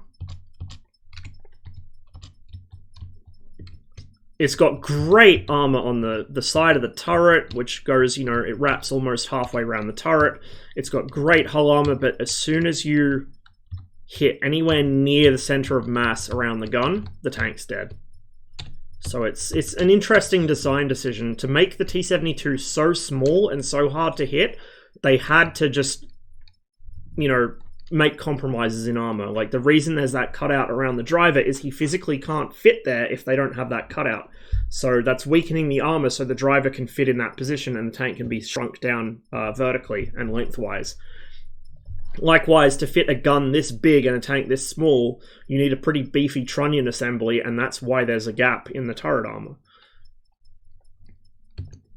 So it's an interesting trade-off. It's tank design, any sort of engineering really, is all about trade-offs that you have to make in order to achieve your objective. And if the objective is a small, hard-to-hit, hard-to-see tank like the T-72, sometimes that means sacrificing protection. The other issue with the T-72 is because it's such a tiny little tank by comparison to something like an M60, if a shell enters this tank anywhere, if you penetrate the fighting compartment, it's pretty much going to brew up. It's very rare that it gets penetrated through the fighting compartment and either it doesn't kill the crew or it doesn't cook the tank. Very rare. Like, you have to get stupid lucky. Whereas the M60, generally it's still going to do damage. Like, by adding more spalling, they finally cured the War Thunder pincushion syndrome, where you can just poke holes in a tank and it does nothing. You know, the American tanks in War Thunder are like a fucking mobile singularity because you're just firing shells into the center of mass and nothing happens because there's nothing there. Well, here, say I got a round in behind that ammo rack in the hull, the spalling would hit the ammo and cook the tank. Or, you know, a piece might go up through the fucking loader's arse and disable him. There's still stuff to hit, but it's less likely to catastrophically kill the tank. You know, you might have a round that goes through the driver and then through everyone's legs, but doesn't actually hit ammo. Whereas a T-72, a round goes into that fighting compartment, that tank is probably going to explode. So you've got this kind of interesting design philosophy where the T-72 is extremely well armored, it's extremely small and hard to hit, but because it has to be that way, you know, to make it so small, any shot that gets into the fighting compartment is going to fuck the tank up. So you're trading off the ability to actually, like, shrug off hits and tank incoming rounds with a very big but. You know, you can shrug off those rounds, but if one of them happens to make it through, you're fucked. As opposed to, you know, you might not be able to shrug off rounds, but if one makes it through, it's not quite as big a deal. It's interesting to me the way that kind of pans out.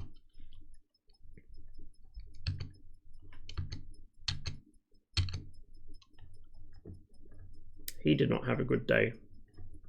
And that last round was, yeah, I thought it was a heat round. So I must have had a heat round up the spout from engaging the ATGM. The loader will automatically...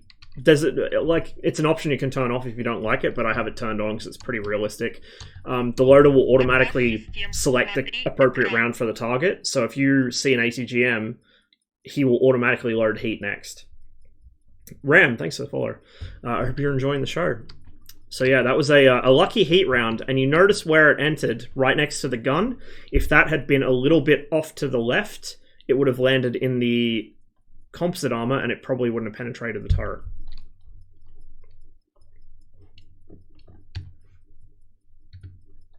We'll do another M60 mission. We'll do the T-72 wave mission this time. So this is just me by myself against T-72s. So the crew tend to get a bit panicky in this one. Can turret ejection hit another vehicle and damage it? I don't think it can damage them yet, but it can, like, it is a physics object and it can send them kind of off kilter.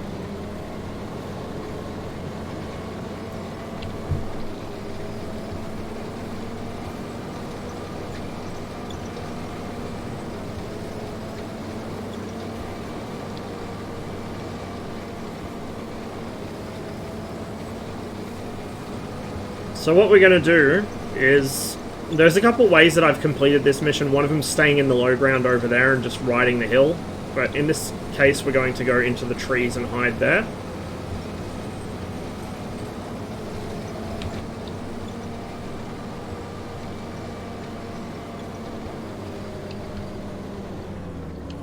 So we'll pop in here and find a nice gap. I don't know, Max, like it's okay, but sometimes the trees work against you in that they can screen a T-72 that rolls right up on you before you can even see him. And I think the AI can see through trees better than players can at the moment. Yeah, it's good enough. It leaves me with a bit of a dead zone there, but it'll do.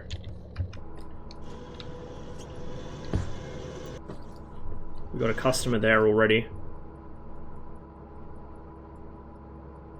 I could probably kill him, but I just don't want to take a marginal shot over a hill like that. I'll let them get closer. Once they're closer, I can kind of work on them a little better.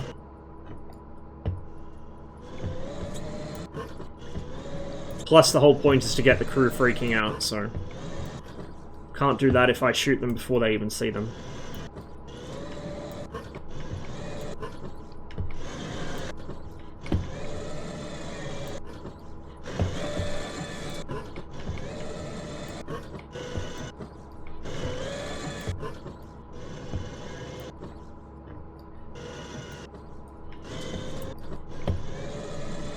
I do have a single friendly unit in this mission with me. It's an M113. He's over there.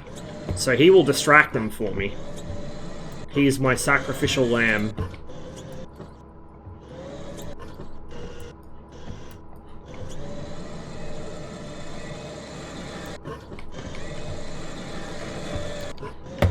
What is in? I'm not or you're not? Yeah, that's the one I saw as well. Wait until it's out from behind the tree. Leaders applied at the lays with the M60.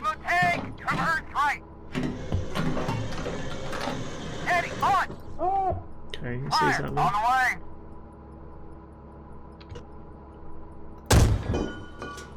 Boom.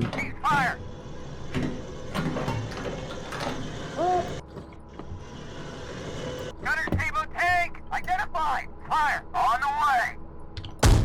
Careful. He's giving me a bad angle there because he's on the back slope of a hill. On the way. There we go. Target ceasefire. Gunner table tank convert on. See, he can see that. I can't. So the AI can see a bit better through tree trunks than they're supposed to, I think. Oh, there we go. Target lost. No, he sees him again. I can see his muzzle blast. Like, I can see the dust his gun's kicking up, but I can't see him yet. We should get him here. Ah, yes. Kill that fucker! Target ceasefire! First time I've heard him say that in a while. Okay, we got one more coming there where I'm looking. There's another one in the trees there.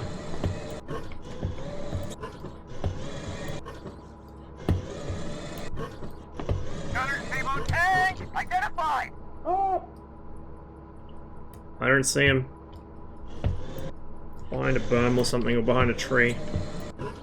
Aha! There's one.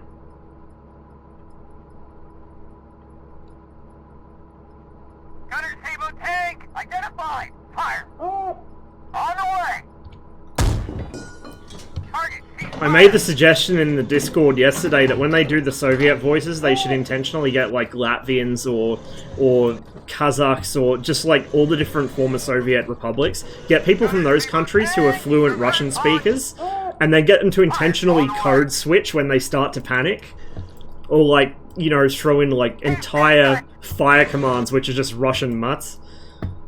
Which I think they've already done. Table tank identified. Fire on the way. Council. Ooh. Re-engage. Careful.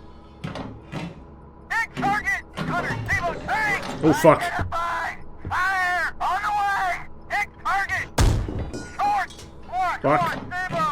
Oh, this is not good. He's gonna see me first, I think. On the way. Target. Gunner table tank. Yep, that's it. Identified. Fire.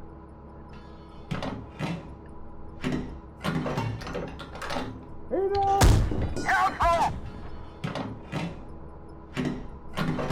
Re-engage. On the way. Wait for him to clear the tree. I think the gun's low left from the sight on this. Target ceasefire. Ooh. That's not all of them. There should be another one hiding somewhere because it hasn't told me the mission's complete yet.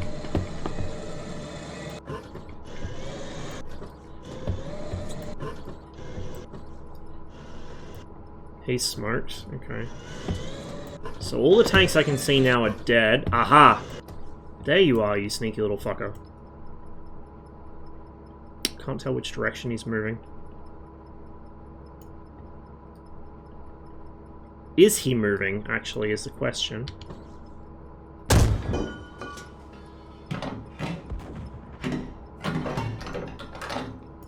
No idea. Or is that a wreck? Nope, that wasn't a wreck. Ugh.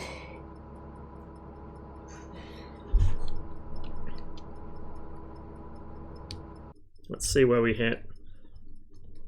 So that one snuck in under the turret ring. See that? This is why you don't aim for weak spots. If you consciously aim for weak spots, you probably won't hit them. If you aim center of scene mass, you'll probably find a weak spot. This is, you know, this is how you're supposed to do it. Aim at the center of scene mass. It's everyone will teach you in any military, in any branch of it. If you're doing anything related to gunnery, always center of scene mass. If you're an infantryman, center of scene mass. If you're a fucking sniper, center of scene mass.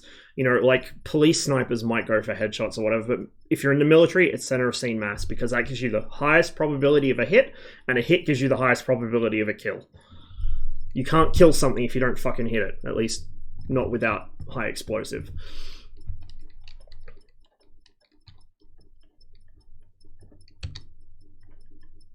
On the other hand, sometimes that will happen. The turret ring actually tanked it.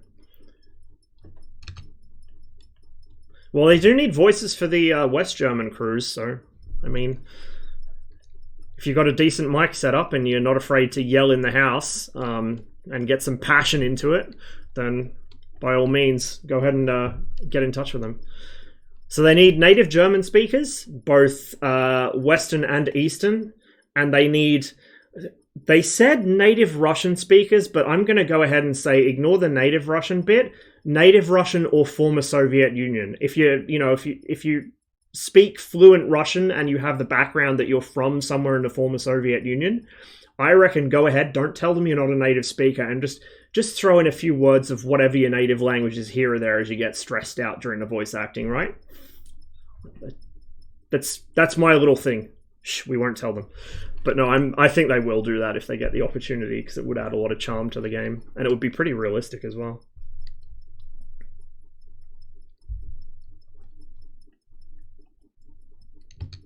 So that just went straight into his ammo. That's a bad day for him.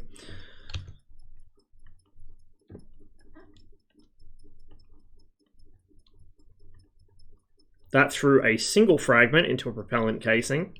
So he got supremely unlucky there.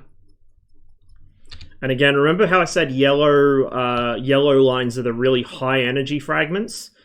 Yeah, look at this. Bright yellow one goes straight through the turret face next to the gun where the armor's weakest and straight into the ammunition at the back.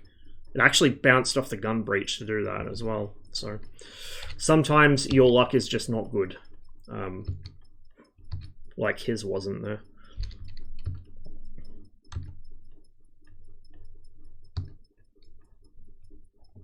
The gun breach actually ate most of that.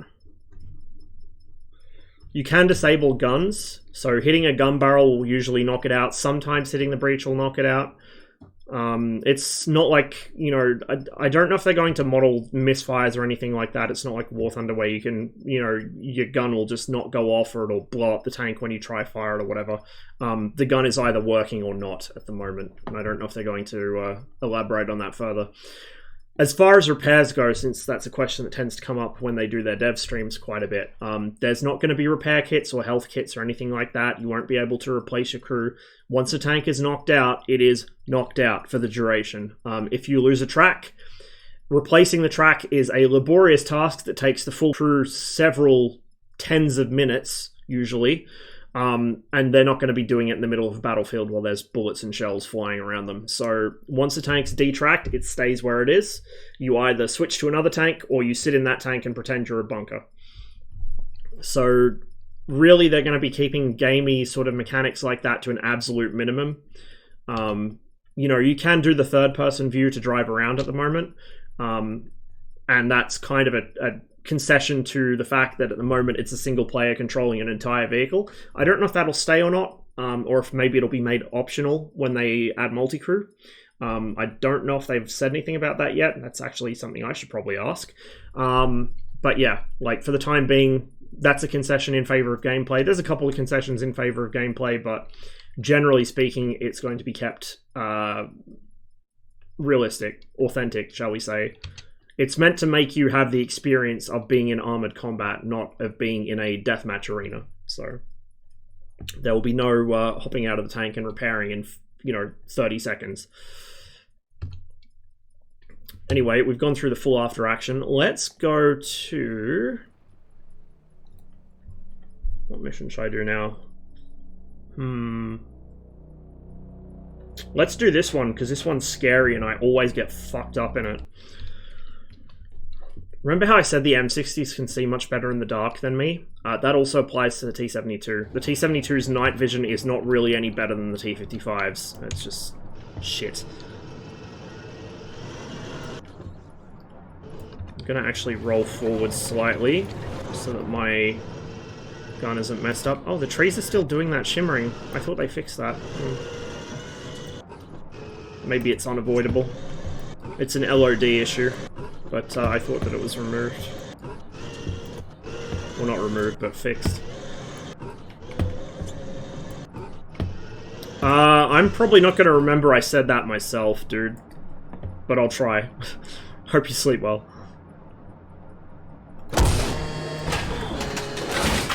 You'll notice that the shutter closes to protect the night vision from burning out when the gun goes off.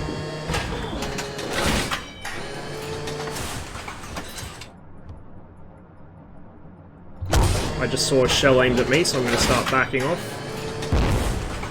Oh, yeah, that was definitely aimed at me. He's not shooting at me, so fuck him. This guy is shooting at me. And that's that. We'll try again.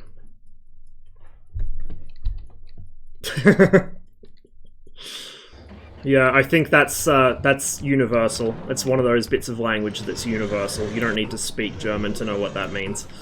Especially in the tone of voice it's usually said. It's one of those context clues bits of language, you know.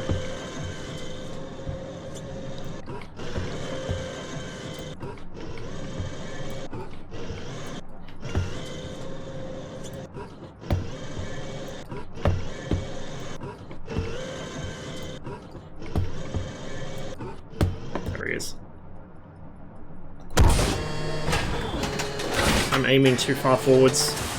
It's quite difficult to aim with the night sight because there's no adjustment. There we go. Also see how the dust kicked up by the gun really fucks with your aim. There's another one there. Oh shit. Gun barrel damage. We probably lost the gun. Yep. See how the shotter's closing, but I can't fire the gun. We'll grab the other T-72. His transmission's fucked, although he can still move. Curious.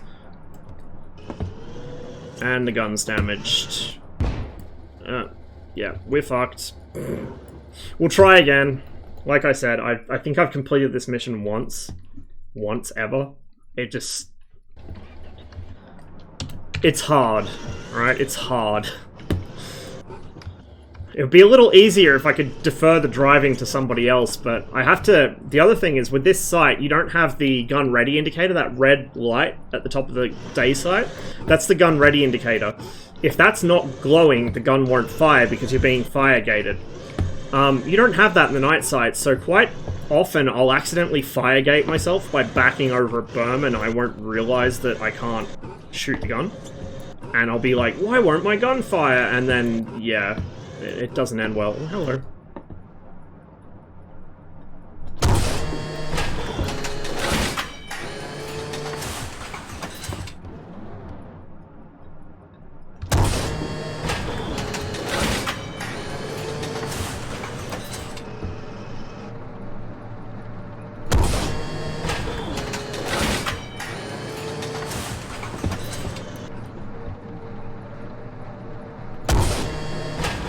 Oh my god, will we do it this time?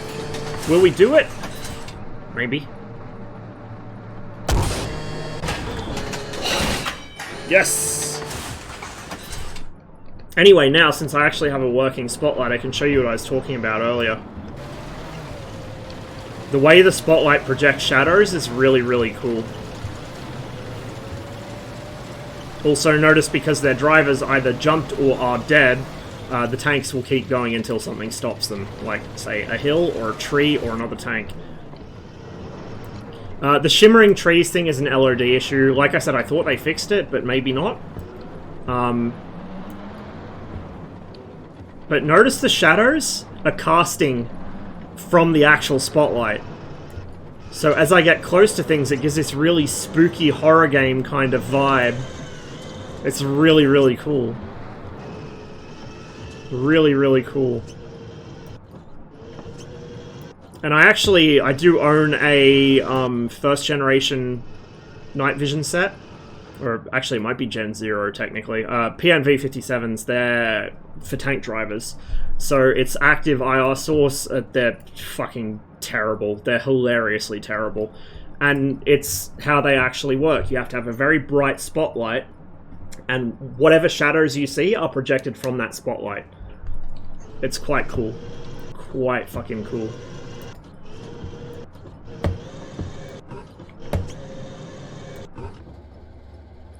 But the, so that shimmering effect we can see on the trees there, what that is the LODs. So if I go back outside and then zoom in, you'll see how those trees that were doing it are a bit blurrier. It's because they've switched to the lower LOD.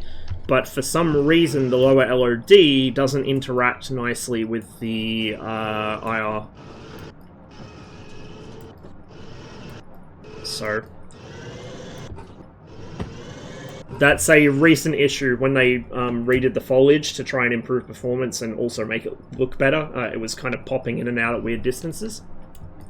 That kind of came along with it. It's, you know, it's game development. You'll get one bug for everything you fix. So either way, actually, let's do the after action report first. Holy fuck, that was a good shot.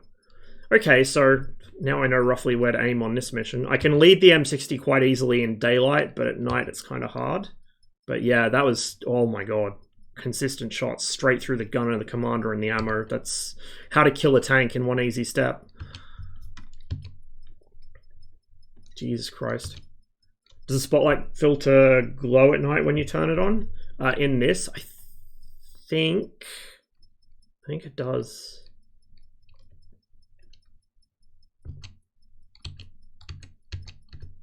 What I can do is let's go back to the firing range and I can demonstrate it. You can actually see the other tanks' spotlights as well, by the way.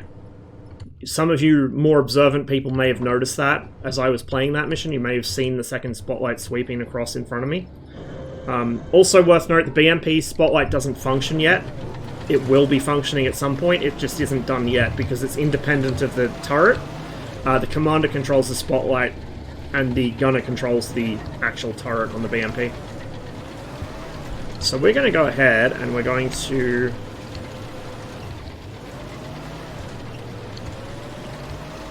Acceleratron time tonight. Oh, okay, fuck, that is actually quite dark. I can't see where I'm going. That's much more like it.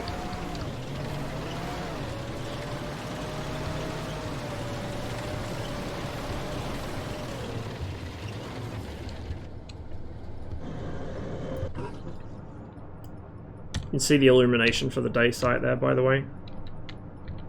There's my... There we go, there's my spotlight. If I turn my spotlight off, I think I have to actually crew... Yeah, the T-55 doesn't have his turned on. So what I'm going to do is I'm going to leave the T-72s on, I'm going to go to the T-55, go to his night sight.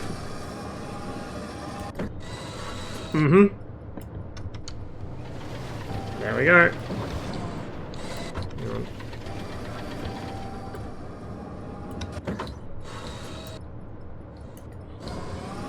Where'd he go? There he is. Yep, it glows. And then we should actually be able to see where it's pointed. So we should be able to see where he's scanning his turret. Right there. So you can actually have one tank use its spotlight while the others remain hidden by remaining passive. That will be an actual thing in multiplayer. You know, you'll get to draw straws for whoever the unlucky fucker that turns their light on is, and everyone else gets to hide and wait for targets to appear. See if I can get in front of his turret. Oh, you can drive over that now.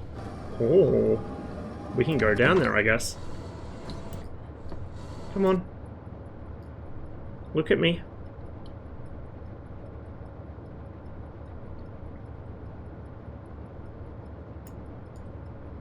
Yep, it's a little bright. Yeah, or call for an IR flare. That's advanced technology. We don't do that around here. Alright, let's go back to daytime. I want to see, actually, can I drive over this? Because there used to be an invisible wall to stop you from going onto the firing range. Nope, I've high-centered myself. Can I drive BMP boy down there? The BMP is really good at climbing stuff, I've noticed. No, the invisible wall's still there. Okay.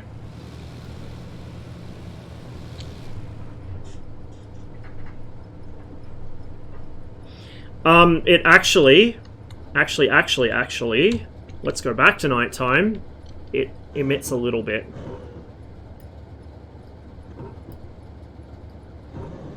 Let me get it nice and dark. Hang on. No moon. Go away, moon. We don't want you here.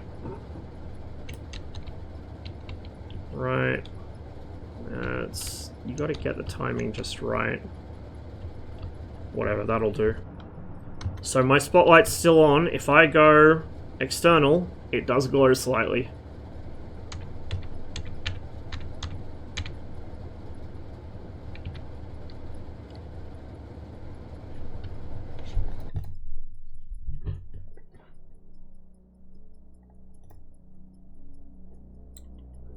Which mission should I do now? Oh, Steel Wedge. Steel Wedge is pretty good. Let's start with blue, and then we'll do red.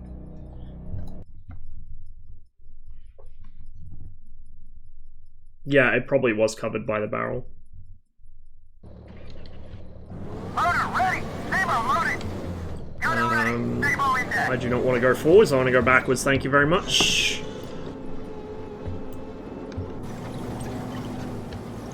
Kind of out in the open with my balls in the wind here. I need an actual berm.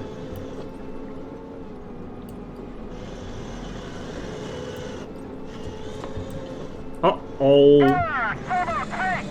Traverse on! Next target! Traverse right! Next target! Got identified! On the way! Steady! Where the fuck did that go? Over, I guess, but I don't know how.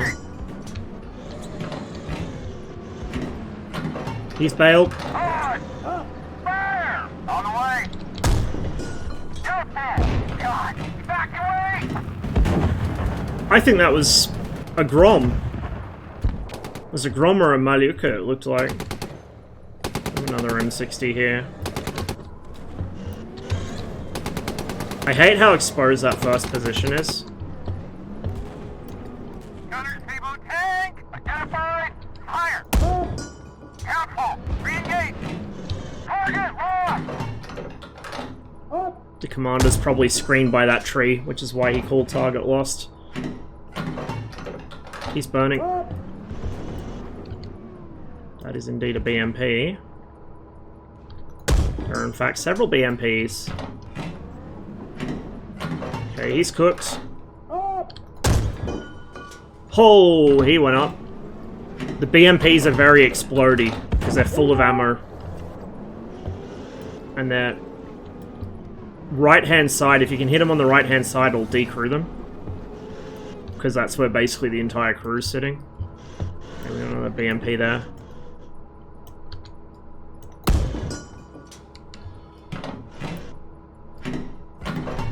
That killed his engine, it didn't kill him. That killed him. hold on, shit. Where are they all coming from? Gunner Table PC! Relay! Relay! Gunner Table tank! Identified! Fire! Like I said, the AI voices can get a little sketchy around hills or trees where their sight lines get interrupted abruptly, but on open ground, they're pretty flawless, and even when they do glitch out a bit, they're still so nice to have. Like, it's actually really, not just for immersion, but it's useful to have the AI calling targets for you, I find. Okay. There's probably one hiding somewhere, but I don't see where.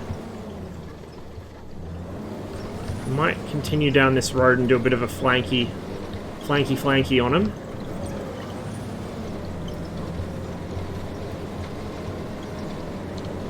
I'm gonna go ahead and turn the stabilizer off so the gun's not waving around like a lunatic.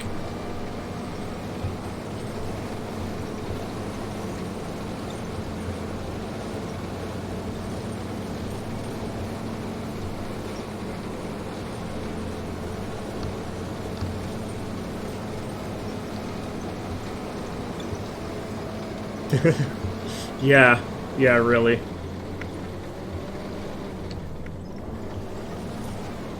Let's follow the wood line down here. I don't want to ride up on that hill and expose myself.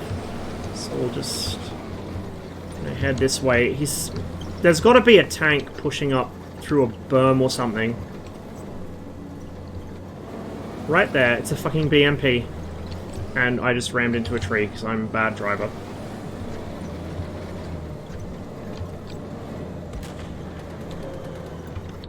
Can I spot it? Or is it already... No, it's already behind cover. Shit. Okay, we'll leave the gun stabilized, because I'm going to pop out from the tree line here. It's going to be a little risky. Yeah, I know. Fire heat! Target left! I still see it. Gunner Table PC! Identified!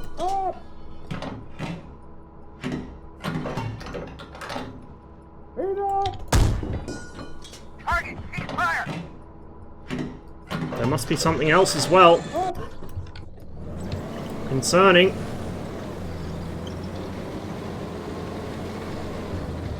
I'm going to traverse the gun right, just in case.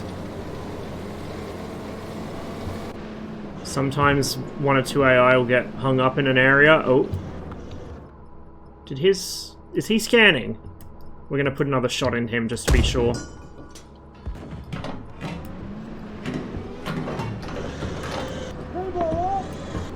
As I understand it, they do eventually intend to have, you know, like actual hit textures, so you can see around, like where a round's hit something.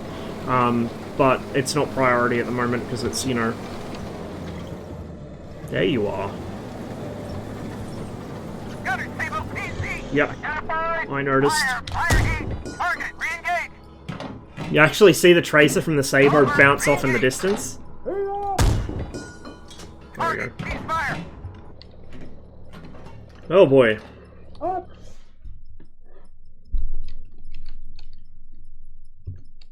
Well, we're already not working with our best round for the Warsaw Pact stuff, because we're stuck with 3BM15 for Saber, which is the best the East Germans got. What's the best the Warsaw Pact got, but way worse than what the Soviets would have had.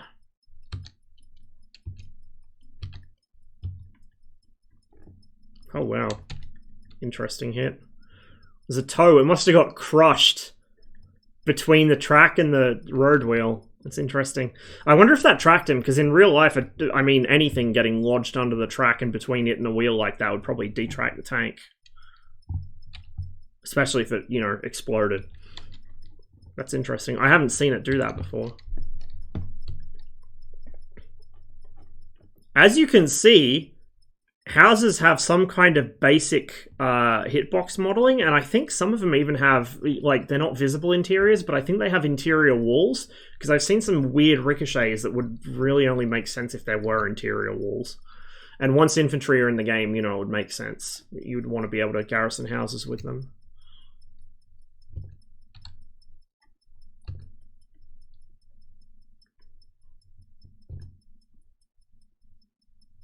This poor guy is just watching these shots creep ever closer. Oh. Oh, he did a number on this guy, though. Holy shit. Holy shit.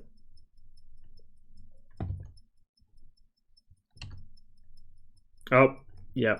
That's, that would ruin your day. That would definitely ruin your day.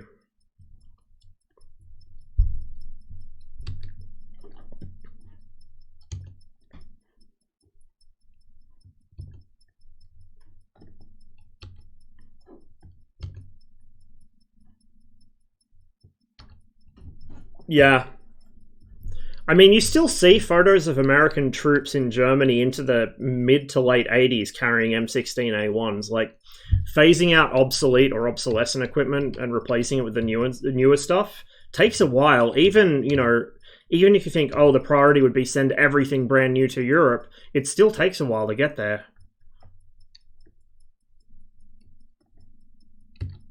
And technology was developing so quickly that, you know, you'd barely have something to the troops before you had a replacement for it. AI infantry support? Absolutely, yes. It's just not implemented yet, but it will have AI infantry, and there's...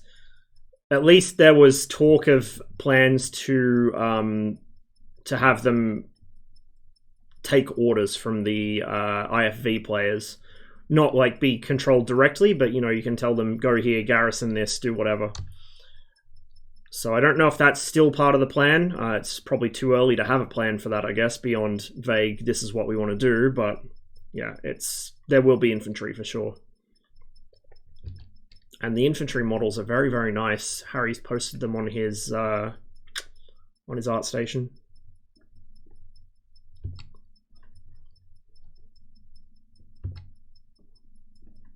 Oof. Ouch and owie.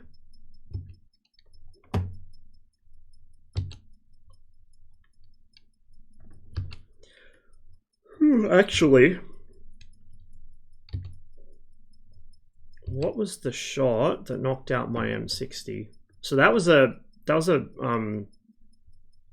wasn't really a bounce. It hit the spare track and fused on it, but it didn't actually damage anything except the exterior. What knocked me out though? Because I thought it was a Grom, so I'm curious to see if that's what it actually was. This was an AI tank. That wasn't me.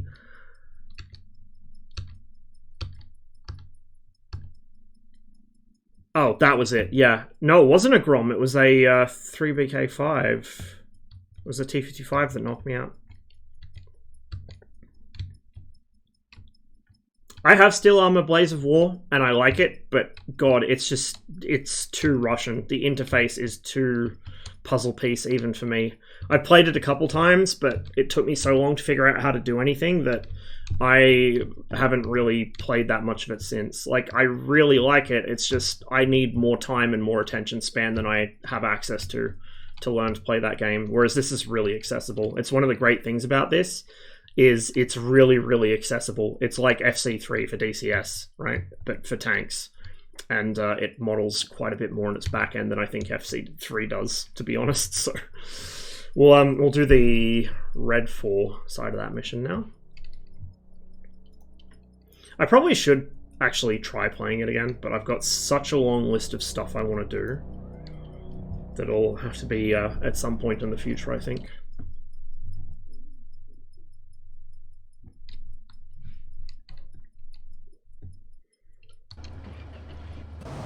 Right, I'm going to go ahead and put the cruise control on so I don't get left behind.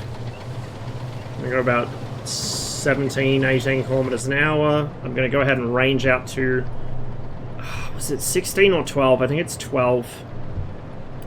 Yeah, we'll go with 1200 meters and we'll adjust as necessary.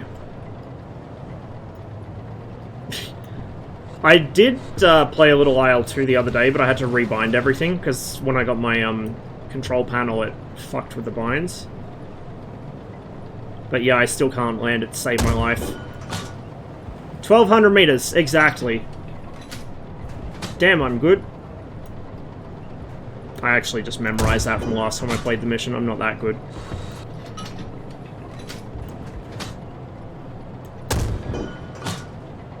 That was over. So it's actually slightly... Well, I mean, I'm getting closer, so the distance will be winding down anyway. There we go. That hit him.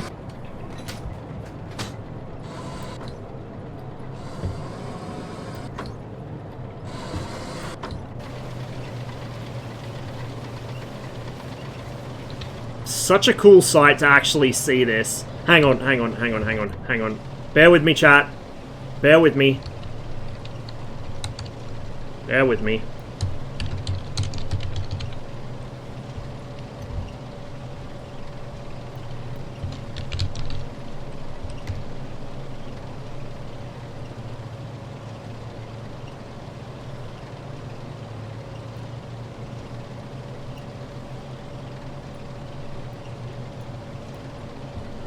There we go.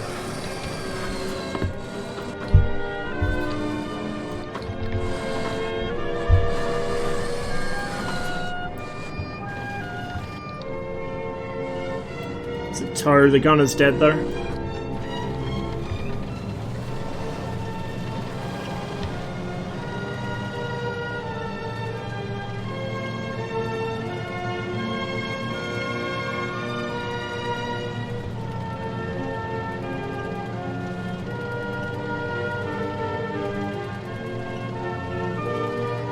Does anyone even own the copyright on it? I don't know if it's one of those things, because, like... I know a lot of stuff the USSR produced isn't under copyright, but then, like, actual, you know, artists were, but a lot of the state-produced stuff, well, it was all state-produced. Fuck. You know what I mean? Like, governmental stuff isn't, but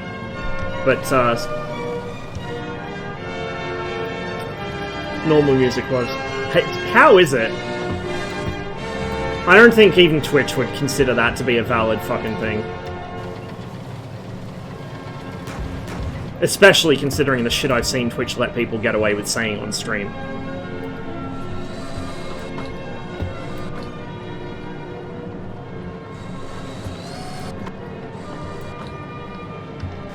I think it's just the M113s left. We'll pick up the pace a little.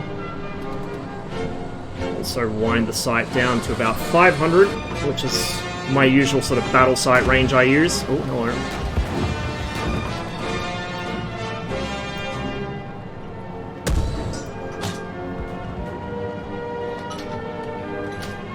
There we go.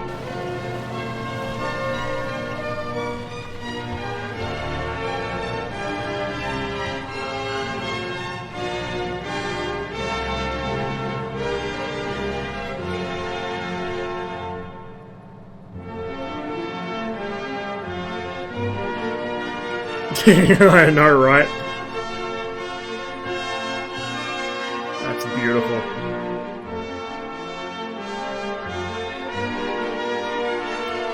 Absolutely beautiful.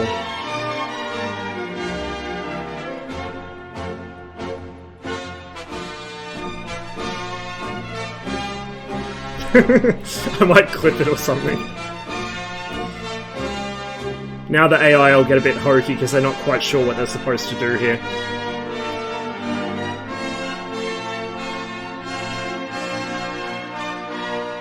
And my tank's probably going to run into a tree.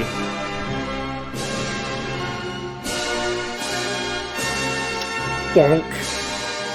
Oh no, he's going to run into a house.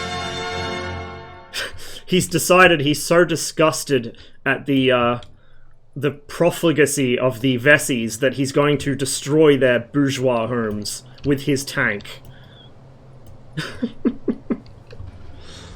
Oh, man. Yeah, so it's like almost 1,200 meters exactly from mission start. As you come over that first berm, it's 12 or 13.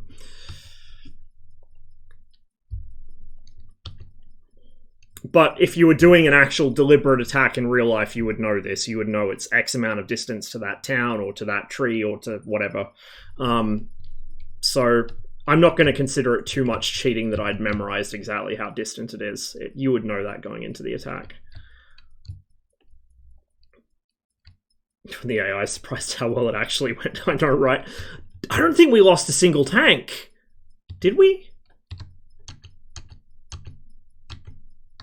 Oh, this boy got insta-fucked. I have never seen the toad die that quickly. He usually gets at least one missile away. But he just... oof.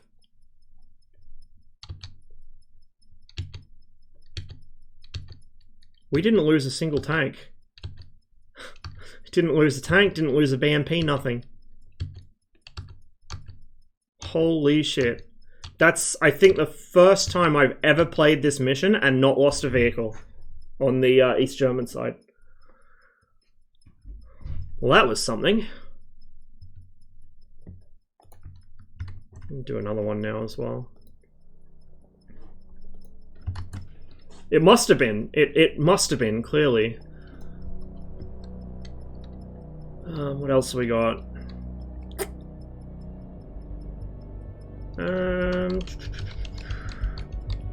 Bold limit.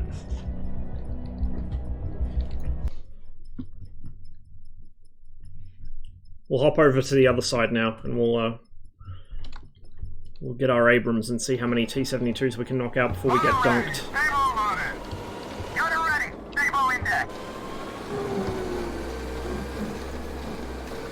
I'm just gonna turn the stab off for now.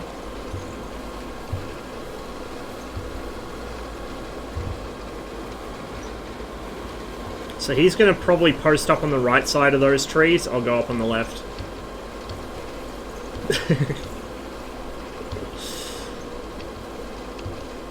Yeah. By the way, notice something on the Abrams. The muzzle reference system. T-72 doesn't have one of those.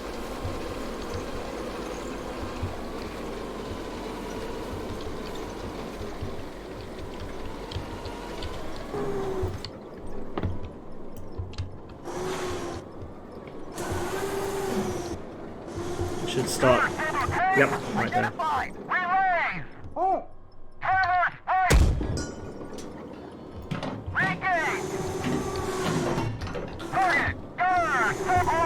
Identified! Fire! On the way!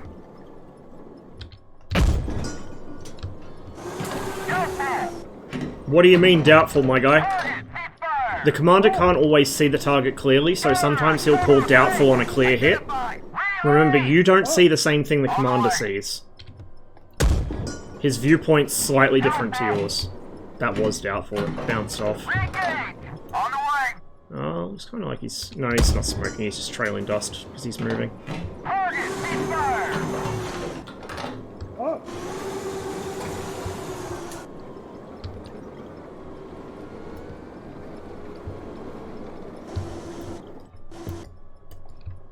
Apparently they don't see him. I do.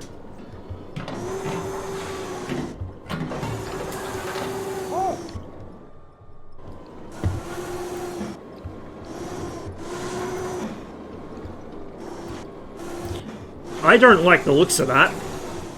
We're gonna go ahead and battle sight this thing. I really don't like the looks of that. Oh, hello. I think there's at least one more, yes. There we go. We cleaned it. I heard our buddy take a few hits. But he's still operational, his turret's still traversing, so that went pretty well.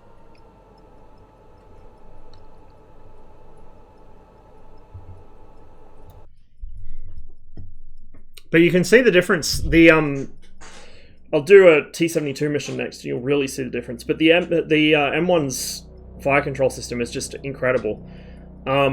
It has automatic lead, so what it does... The M60 has automatic lead too, but the M60's works differently. The M60 will calculate lead based on the past second or second and a half, something like that, of turret rotation at the time of lays, and then you dump it if you don't want to use that lead. So if you just rapidly slew the turret on something and lays right away, you're going to fuck yourself up. So you'd have to swing it round, lays, dump lead, and then go. Whereas the Abrams, what it does is it will constantly calculate lead based on the turret's slew rate as long as you hold the paddles down. So you can just laser target, hold the paddles, and it's constantly adjusting lead. So no matter what that target does, it's always adjusting. The M1, the original M1, the M1 IP, and the M1A1 all used a single mirror system. So that's why you see the sight pulls one way and the reticle pulls the other way. It's a single mirror. Whereas the M1A2 uses a dual mirror system, so the actual reticle never moves. With the M1A2, it's literally just point and shoot. Whereas with the M1A1, M1 IP, M1A1, whatever, the earlier M1s, you still have to, you get your lead, and then you still pull the turret to get the lead on the right point. But with the A2, it's literally just point shoot. It's pretty wild. It also accounts for your own movement, so say a target's driving full speed parallel to me, but in the opposite direction, I can just laze him, auto lead, fire, and it will almost always hit. Almost always. It's really, really good. Like, I cannot stress enough how good the M1's fire control system is. It's actual easy mode. It's great fun to use. The T72 is a little more difficult to use, but it's more rewarding in the sense that, like, the M1 is the instant thrills kind of, you know, shit all over somebody and then teabag their corpse kind of fun. The T72 is the real satisfying, I'm having to eyeball stuff and do a lot of guesswork in my head here, and I just made it work. That's that kind of fun. It's the it's basically like it's 10 AMRAM F-18 versus R3R and R3S MiG-21 kinds of fun, pretty much. That's how I'd describe it. It's that same kind of... Oh, that's not what I want. Sniper will do, but we'll do it after. We'll do Valley Push first. Friendly tanks on comms, yeah, that'd be awesome.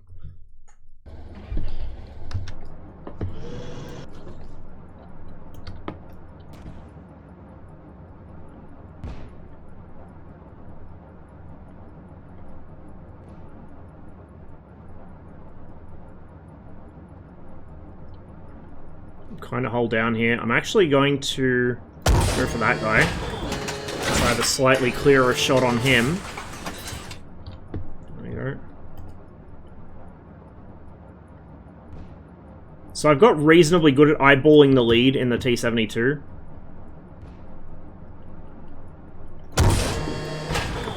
As you can see. He's still going? No, he's not still going. I'm reasonably hull down here, so I'm not too worried about them firing at me. If they hit me, I'm going to be in trouble, but for now I'm okay. I just want to work them over as quickly as I can.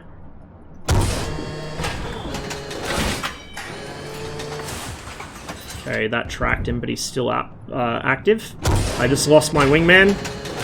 That's him cooking off, you can hear in the distance next to me. Will you fucking die already, please? There we go. Where was that other one I saw? I swear I saw another tank over there. There'll be two in the low ground in front of me as well, which could be what cooked him off. Actually, there's one. His crew jumped, his hatches are open, so we don't need to worry about him. However, we do need to worry about his friend, who I can see driving towards me quite rapidly. I'm gonna need to expose myself, I think, to get a shot at him, because he's downhill and this doesn't have the best gun depression. Actually, no, it's feasible. We could do this. There we go. Yeet.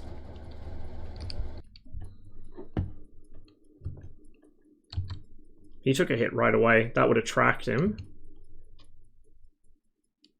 His first shot actually hit that guy's gun barrel. And then his second shot knocked out the guy on the low ground that I saw. So that would have made him abandon his tank. And then the next few are all my shots. So like I said, I got pretty good at judging the lead. I was actually applying a little bit too much there.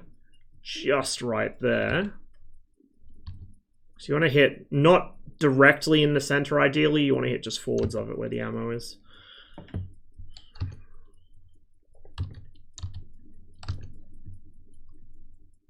It was a little low on that one, but it worked. That one, yeah. That hit his track, so I wasn't quite leading him enough there. I needed a little bit more.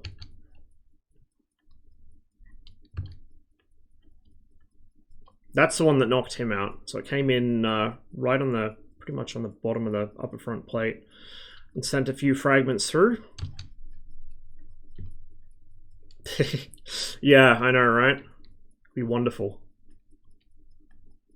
And that was him, and then that's the last shot. So we'll do T-72 Sniper, which is at even longer range. You'll be able to see how the T-72's fire control system deals with that. Hey, Cracks.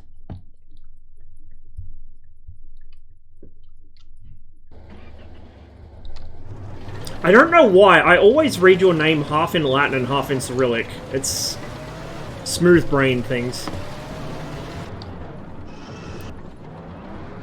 These guys are actually kind of hard to see because of the haze.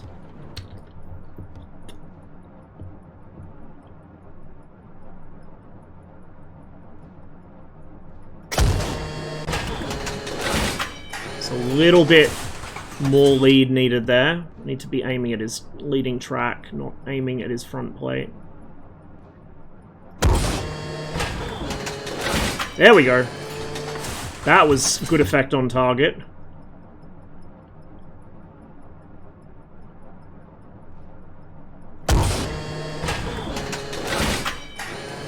It's a ricochet. No, that was a shatter. Interesting. Don't get those very often. I think that hit the top of his turret, so I need to rearrange him. It's a little too much lead on that one. He's now disabled. Oh, my gun is wounded. Shit. Okay. Not wounded enough to stop him doing his job, but not good news.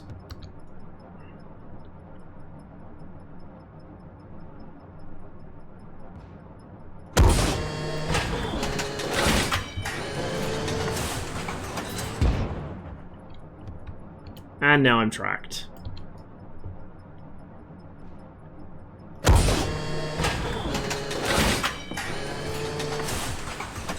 I'm leading him just a little too much now.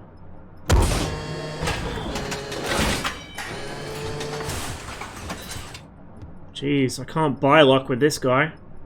There's 2 tanks left, him and one that's in the low ground. I'm not going to be able to get the low ground guy until he rolls up on me now, because I can't drive with a destroyed track. There we go. That was a solid hit. He's still moving, but I think we might see him possibly abandon or cook. Maybe? Nope. Well, he better now. He knows what's good for him. It's going alright. I was playing DCS earlier today, but I got a bit tilted, so I decided it was time to quit. Well, actually, DCS decided it was time to quit, so it crashed on me. But yeah. The mission wasn't going as well as I'd hoped, so I just decided to knock it on the head and play this for a bit. Let's restart and hopefully not get tracked this time. It's not PvP yet, so multiplayer isn't added yet. This is still very, very early development, but multiplayer is going to be a core feature of the game. There will be multi-crew, so you can have a friend drive your tank while you gun. There will be PvE and there will be PvP. PvE will be the focus, because it's meant to be more realistic, but there will be PvP, or at least there is planned to be PvP. I'll go for the lead tank first, so he can't get in defilade again.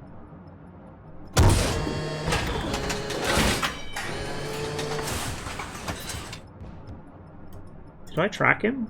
I think I did.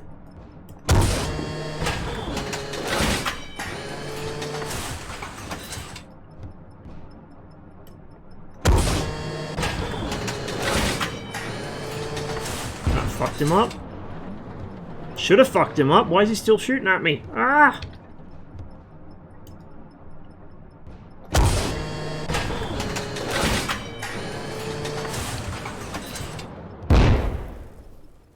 That toasted me. Oh, man. This is one of the... I mean, it happens with a lot of missions in this game, to be fair, but with this mission, I either clean it without ever taking a hit, or I get fucked right at the start. Like, there's no in-between.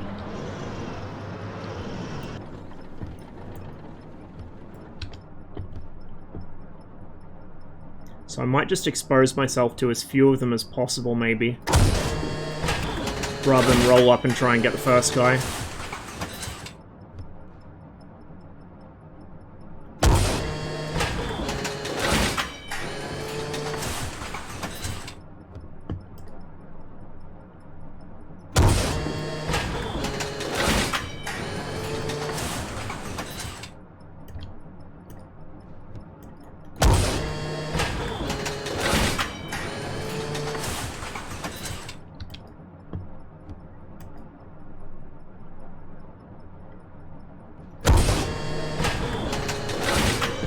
Too much lead. Ah!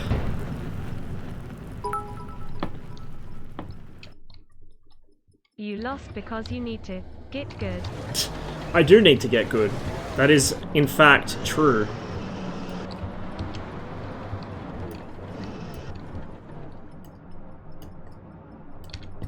Yeah, as far as the whole PvP thing goes, it's like... It's something that they were looking at doing, but like the core of the game is supposed to be... It's not like DCS where you get given really realistic stuff and then, you know, you get to have fucking deathmatch with it. It's meant to actually be used more realistically, so that lends more to multi-crew and co-op than it does PvP.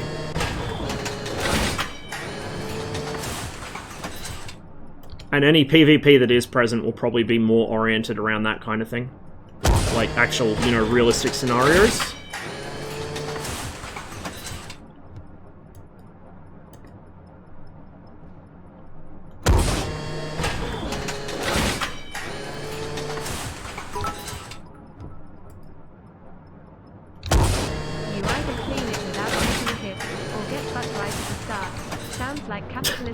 It does, doesn't it? It does sound a lot like it, funnily enough. Come on. Okay, lead track, and... This is the one day the M60s are driving slightly slower than they usually do, I swear. I'm gonna have to restart it now because I'm tracked. The little, like, half lead hash is what I usually put on the lead track of the tank, and that will kill it when it's coming 45 degrees towards me at that range. But it's not working today. It's not working out for me at all today. We'll go for him. I fired too early, my gun was still ranging. That's why you wait for your gun ready light before you pull the trigger. To re-range because I'm too high.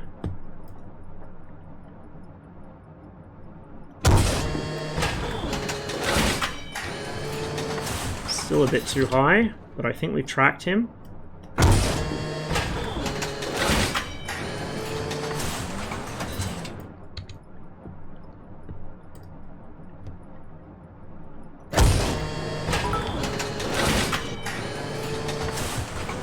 It's obvious that the M60s ain't as bad as you think. You need to know your equipment and get good like the superior AI gunners.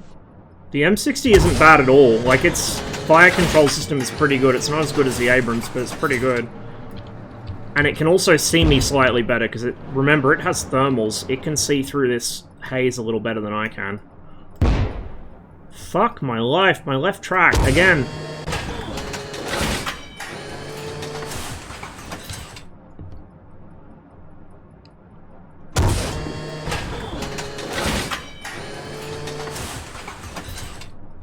The best we're going to be able to do is knock out this guy, because I can't roll up to get the last one.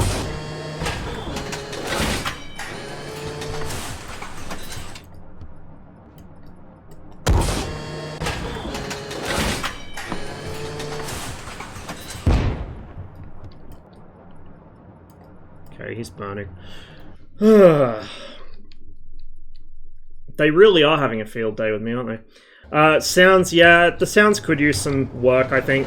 The voice acting's really good, but the overall sounds could probably use some more adjustment, but sounds are pretty low priority, to be honest. I don't care how the game sounds when it's this early in development.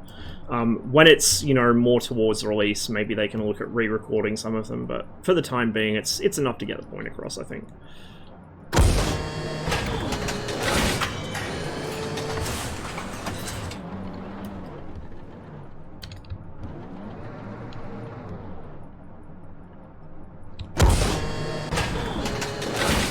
The biggest issue I actually have is with the hit sounds. The machine guns sound pretty decent, like the actual gunfire for the machine gun sounds pretty decent. The tank cannons don't sound bad. Actually, from the interior of the tank, you should really only be hearing a dull thump. But the hit sounds are kind of what I think need the most improvement.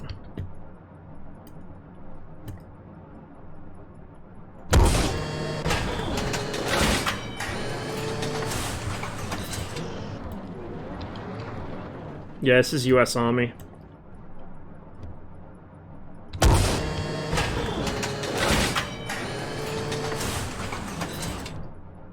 Try and get this guy maybe while he's knocked out. Or not knocked out, but disabled.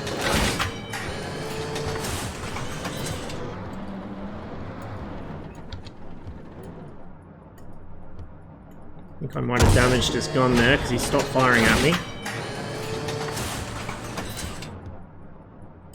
So we'll switch over to this guy.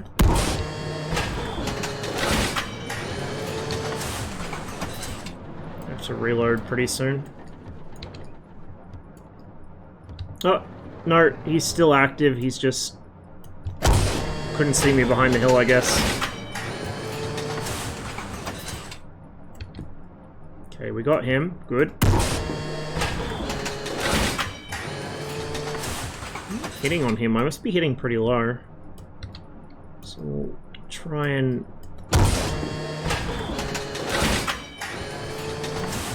I don't know. He's still firing as well, Jesus.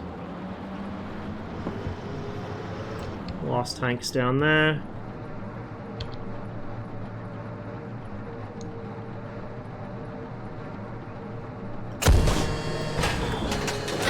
Didn't lead enough.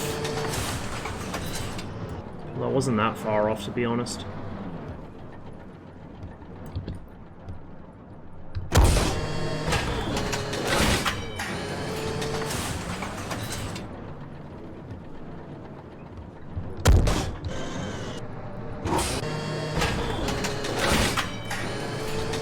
Time to lob some heat rounds now. This will be fun at this range.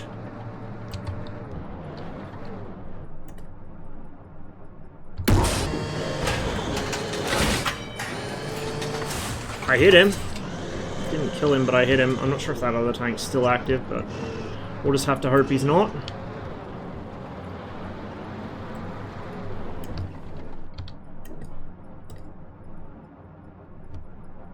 That's a little high. Not enough lead either. It's going to be concealed by terrain, so we'll go ahead and laze that hill, so as he crosses over it, we can nail him.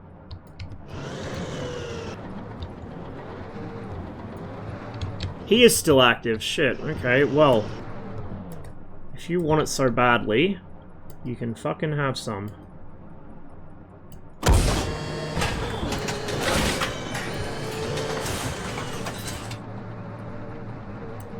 Heat rounds are not exactly the most accurate thing in the world at this kind of range, so, you know. Oh, also, this doesn't adjust for cant. The T-80 does, but I guess the T-72 doesn't, so I'm gonna have to do that myself. That's probably why my lead shooting's off, is because I'm not in my usual firing position. I didn't even think about that. I just assumed that, like the T-80, this would compensate, but apparently it doesn't.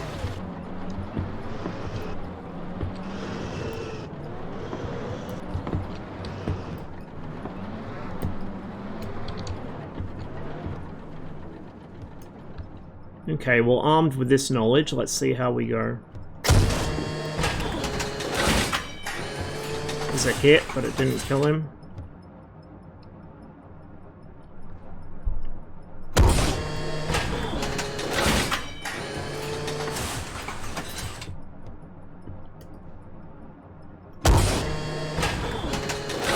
That's more like it.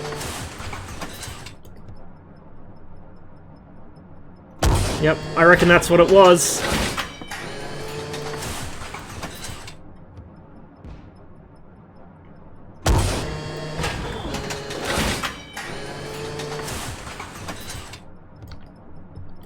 Okay, he's cooked off.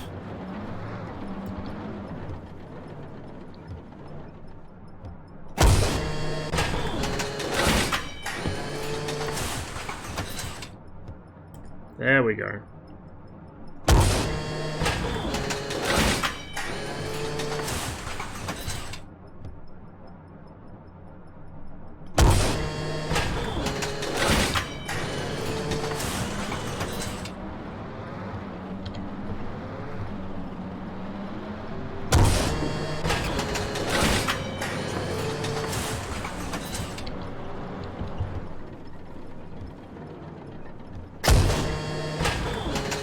There we are. Finally.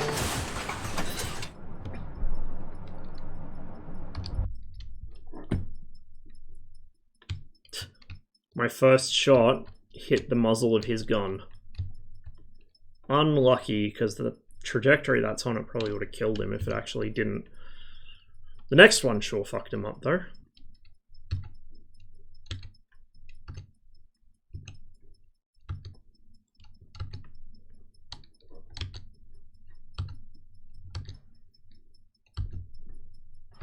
Yeah, you can safely say that, actually. You can very safely say that.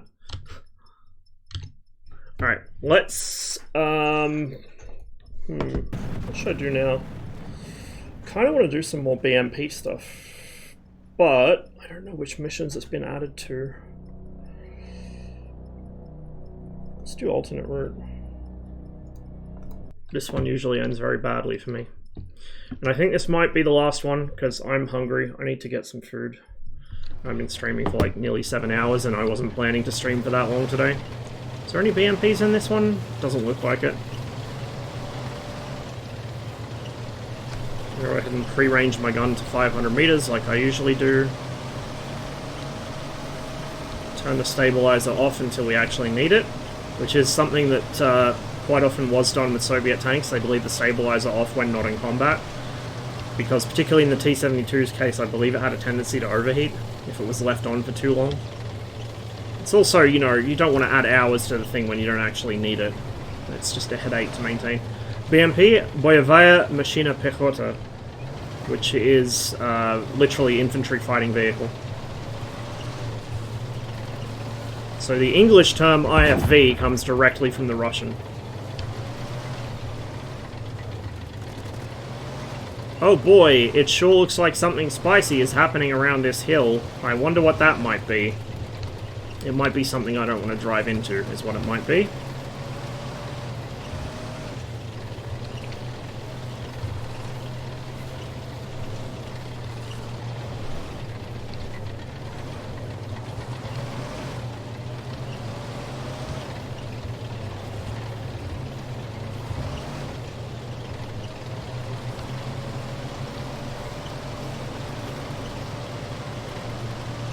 It is a surprise party. He spotted something.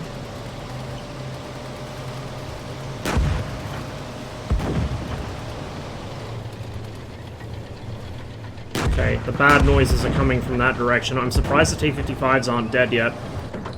Oh shit, hello! He's very aggressive. They don't usually push this far down. And I can't depress my gun because I'm in a Soviet tank. He's KO'd. Okay, I don't have to worry about him. Holy crap, okay. Oh, there it is. I was wondering when that might happen. Now I'm tracked on a fucking hill. Thank you. Oh, come on, come on.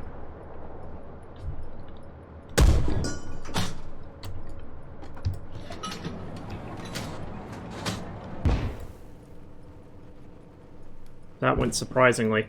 Usually they all die on that corner. As in, my guys all die on that corner. And the Americans don't push out that aggressively.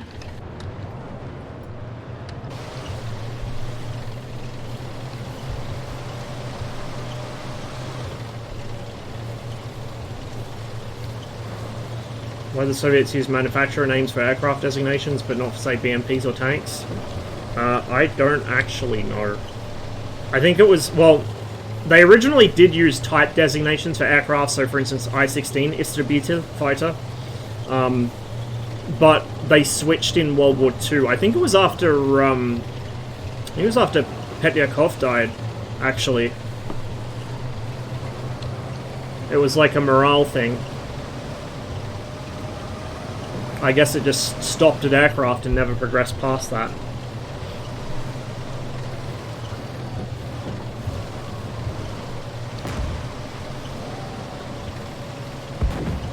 I don't think it was Polikarpov. I think it was only instituted after Petyakov, but I could have that wrong, so feel free to fact check me.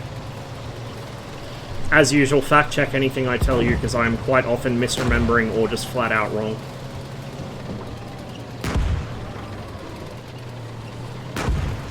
Yes, there is friendly fire. In fact, we saw some right at the start of the, when I was playing this. Single player stuff in IL-2? Not really. I used to do quite a bit in the original IL-2, but I haven't for a while just because I haven't played it as much.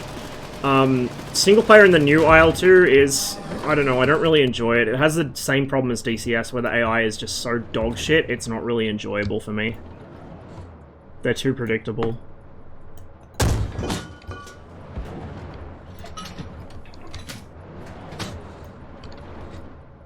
I think the tow gun is down, but we're gonna make sure here in a second. How is he still firing?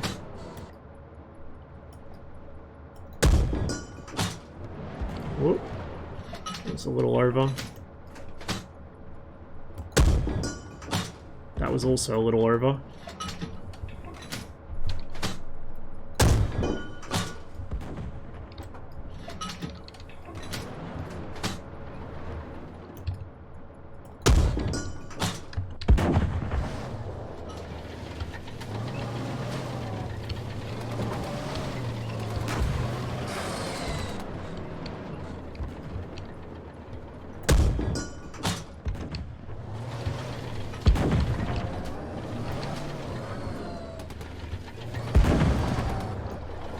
I'm surprised to see any of the T-55s survive long enough to push the position. Usually that tow kills them one by one as they come around the corner. Yeah, that's true. And that's why I wish that the AI was actually better and was actually worth playing. But it's just, it's not fun with how bad the AI is, honestly. I tried doing the dynamic campaign in Battle of Stalingrad, and like, it's such a beautiful campaign system they have, but the AI just lets it down. It's so disappointing.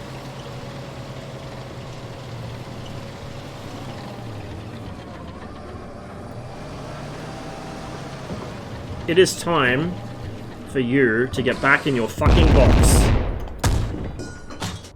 There we go. Also, I tell a lie, let's do one more mission, because speaking of boxes, let's play one.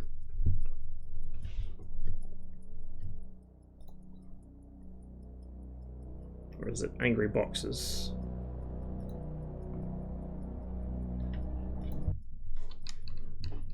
This is quite difficult because the gun on this is not stabilized at all, and they will kill you immediately. Also, this fucking IR light gets in the way. Actually, I think that's just a day searchlight, I'm not sure. Can't remember. Yeah, day searchlight. Or white light, I should say. Day searchlight. Fucking big brain on me. Yep, that's what I meant.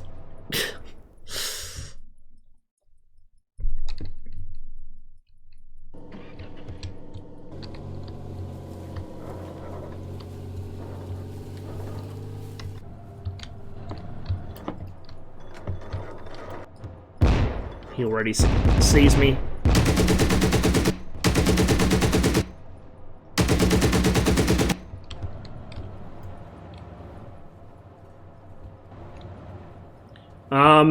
I don't know about mod friendliness. At the moment, it's not a priority at all.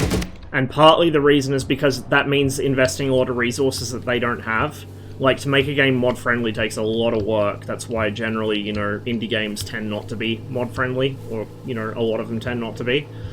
And the other issue with that is, because their big crisis is differentiating themselves from the other tank game, the last thing they need is somebody making a really popular mod that turns Gonna Heat PC into War Thunder 2.0, and then everyone thinks, oh, it's War Thunder 2.0, and then it's not supposed to be. So it's kind of this dual problem of investment of resources that they don't have on hand, or that are better spent improving the actual game, and also the risk of somebody, you know, making a mod that makes the game appear to be something it isn't, and then that causing all kinds of drama.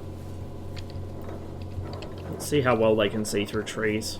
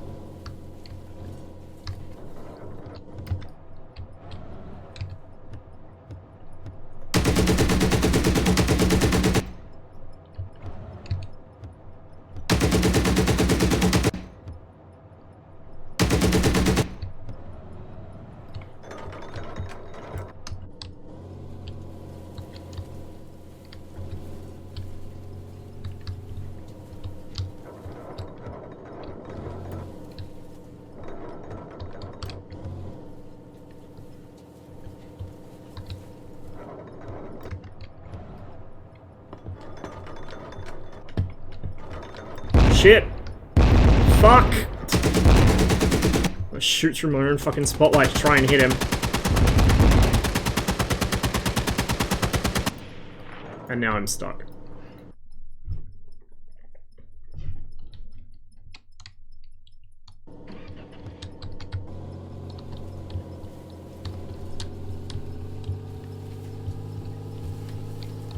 It also actually has a really crazy navigation system.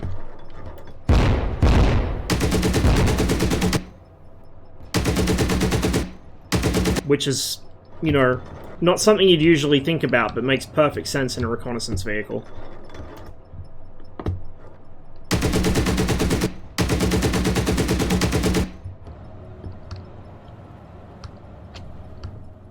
Fucking unstabilized guns are the bane of my existence. They're just so miserable to try and hit anything with.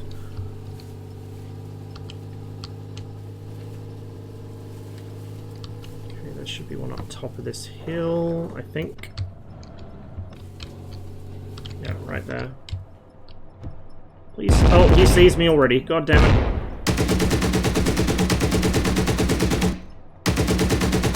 I think we've suppressed him. And or killed him. Squad? Yeah, I have played Squad quite a bit. I just don't really play it much recently, because I find it hard to enjoy without friends playing.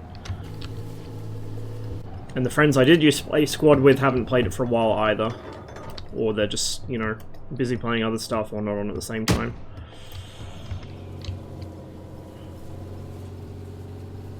I used to play Postscriptum as well. I should probably get back into both of them. It's just, again, like, I never really get around to it, because it's most fun with friends, I think. When you're just playing with randoms, it can be frustrating. Not sure he's actually dead. Oh, fuck. Reverse faster!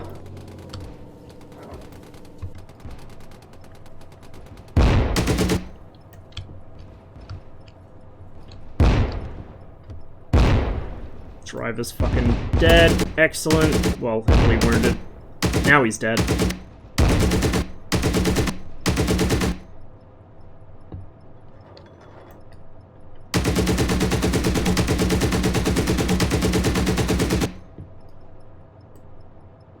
think there's one more on the back slope of this hill, but I don't want to have to replay the whole mission again, because I'm hungry and I need food. So we'll just have a look around. And I think we'll call it. Is that one more on the back slope? No, because there I am.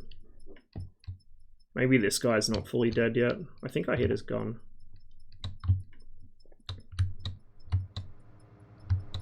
Oh, no, he's not dead. Okay, well, there we go.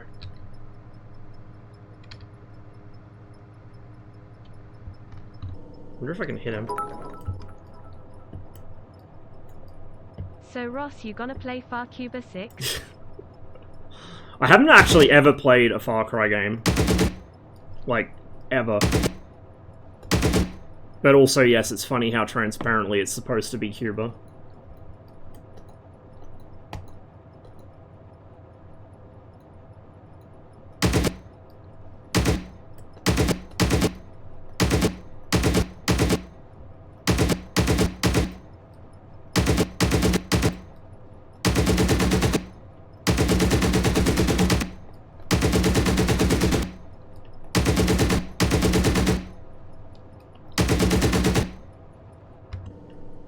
I wonder if anyone else is still alive. Maybe a driver in one of these or something.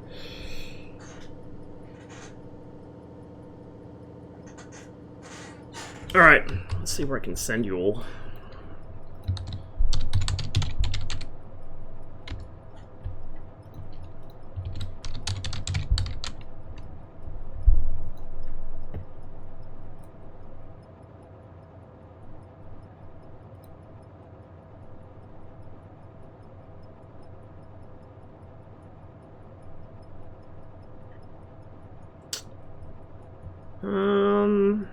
I might send you guys to... Oh, CJ's on. I'll send you to CJ.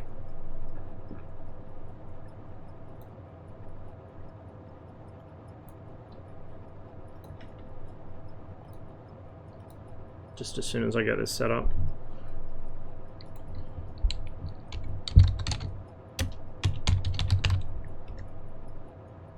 There we go. Thank you all very much for watching today, guys. I hope you'll have a wonderful, safe rest of your day.